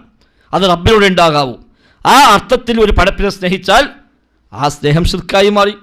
എന്നാൽ ഉമ്മാനെ സ്നേഹിക്കുന്നില്ലേ, പാപ്പാനെ സ്നേഹിക്കുന്നില്ലേ, മക്കളെ സ്നേഹിക്കുന്നില്ലേ, അത് ശിർക്കാണോ? അല്ല, അത് വ്യവസ്ഥയുടെ അടിസ്ഥാനത്തിലാണ്. അതിനതീതമായ സ്നേഹം വരുമ്പോൾ ശിർക്കായി മാറും. ഭയം, അല്ലാഹുവിനെ മാത്രമേ ഭയം പാടുള്ളൂ അഭൗതികമായിട്ട്. യഖ്ശൗന റബ്ബഹും ബിൽ ഗൈബി, പടച്ച റബ്ബിനെ ഗൈബായ നിലയ്ക്ക് ഭയപ്പെടുന്നവർ. ആ ഭയത്തിന് ശിർക്ക് വരും. പടച്ച റബ്ബല്ലാത്തൊരു പടപ്പിനെ വ്യവസ്ഥകൾക്ക് അധികമായി പേടിച്ചാൽ ശിർക്കായി. ഒരു സർപ്പം വന്നു, പാമ്പ് കടിക്കാമെന്നു, നമ്മളൊക്കെ ബേജാറാവും. ആ പേടി ശിർക്കാണോ? അല്ല. എന്നാൽ പാമ്പിനെ പൂജിക്കുന്ന, പാമ്പിനെ ആരാധിക്കുന്ന ഒരു ഭക്തനാണെങ്കിലോ പാമ്പിനെ കണ്ട വേഗം കൈകൂപ്പി വെക്കും. ഈ ഭയം ശിർക്കാണ്. ഇവിടെ പാമ്പ് കൊത്തുന്നുള്ള പേടിയല്ല. ആ പാമ്പിൽ നിന്ന് അല്ലാത്തൊരു വഴിക്ക് എന്തെങ്കിലുമൊക്കെ ഒരു ദോഷം വരുമോ, അത് കോപിക്കുമോ, അതിൻ്റെ ഭാഗത്ത് എനിക്ക് ഒരു മറഞ്ഞ വഴിക്ക് ഒരു എന്തെങ്കിലും പ്രയാസം വരുമോ എന്ന ഭയമാണ് അവിടെ. വ്യവസ്ഥ അടിസ്ഥാനത്തിലുള്ള ഭയമല്ല. നമ്മളെ പേടിയോ വ്യവസ്ഥ അടിസ്ഥാനത്തിലാണ്. അത് വന്ന് എന്നെ കൊത്തുമോ, വിഷം കയറുമോ, ആ പേടി നമുക്കുള്ളൂ. അല്ലാത്ത അതുകൊണ്ട് നമ്മൾ ഒന്നുകിൽ അടിച്ചു കൊല്ലാൻ പറ്റും നോക്കും, അല്ലെങ്കിൽ ഓടി രക്ഷപ്പെടാൻ പറ്റും നോക്കും. മറ്റോ അടിച്ചു കൊല്ലാൻ നോക്കൂല. ഓനെ കൈകൂപ്പി അതിനെ പ്രീതിപ്പെടുത്തി അതിൻ്റെ സെർവ് ഒഴിവാക്കാനാണ് അവൻ ശ്രമിക്കുക. ആ ഭയം ശിർക്കാണ്.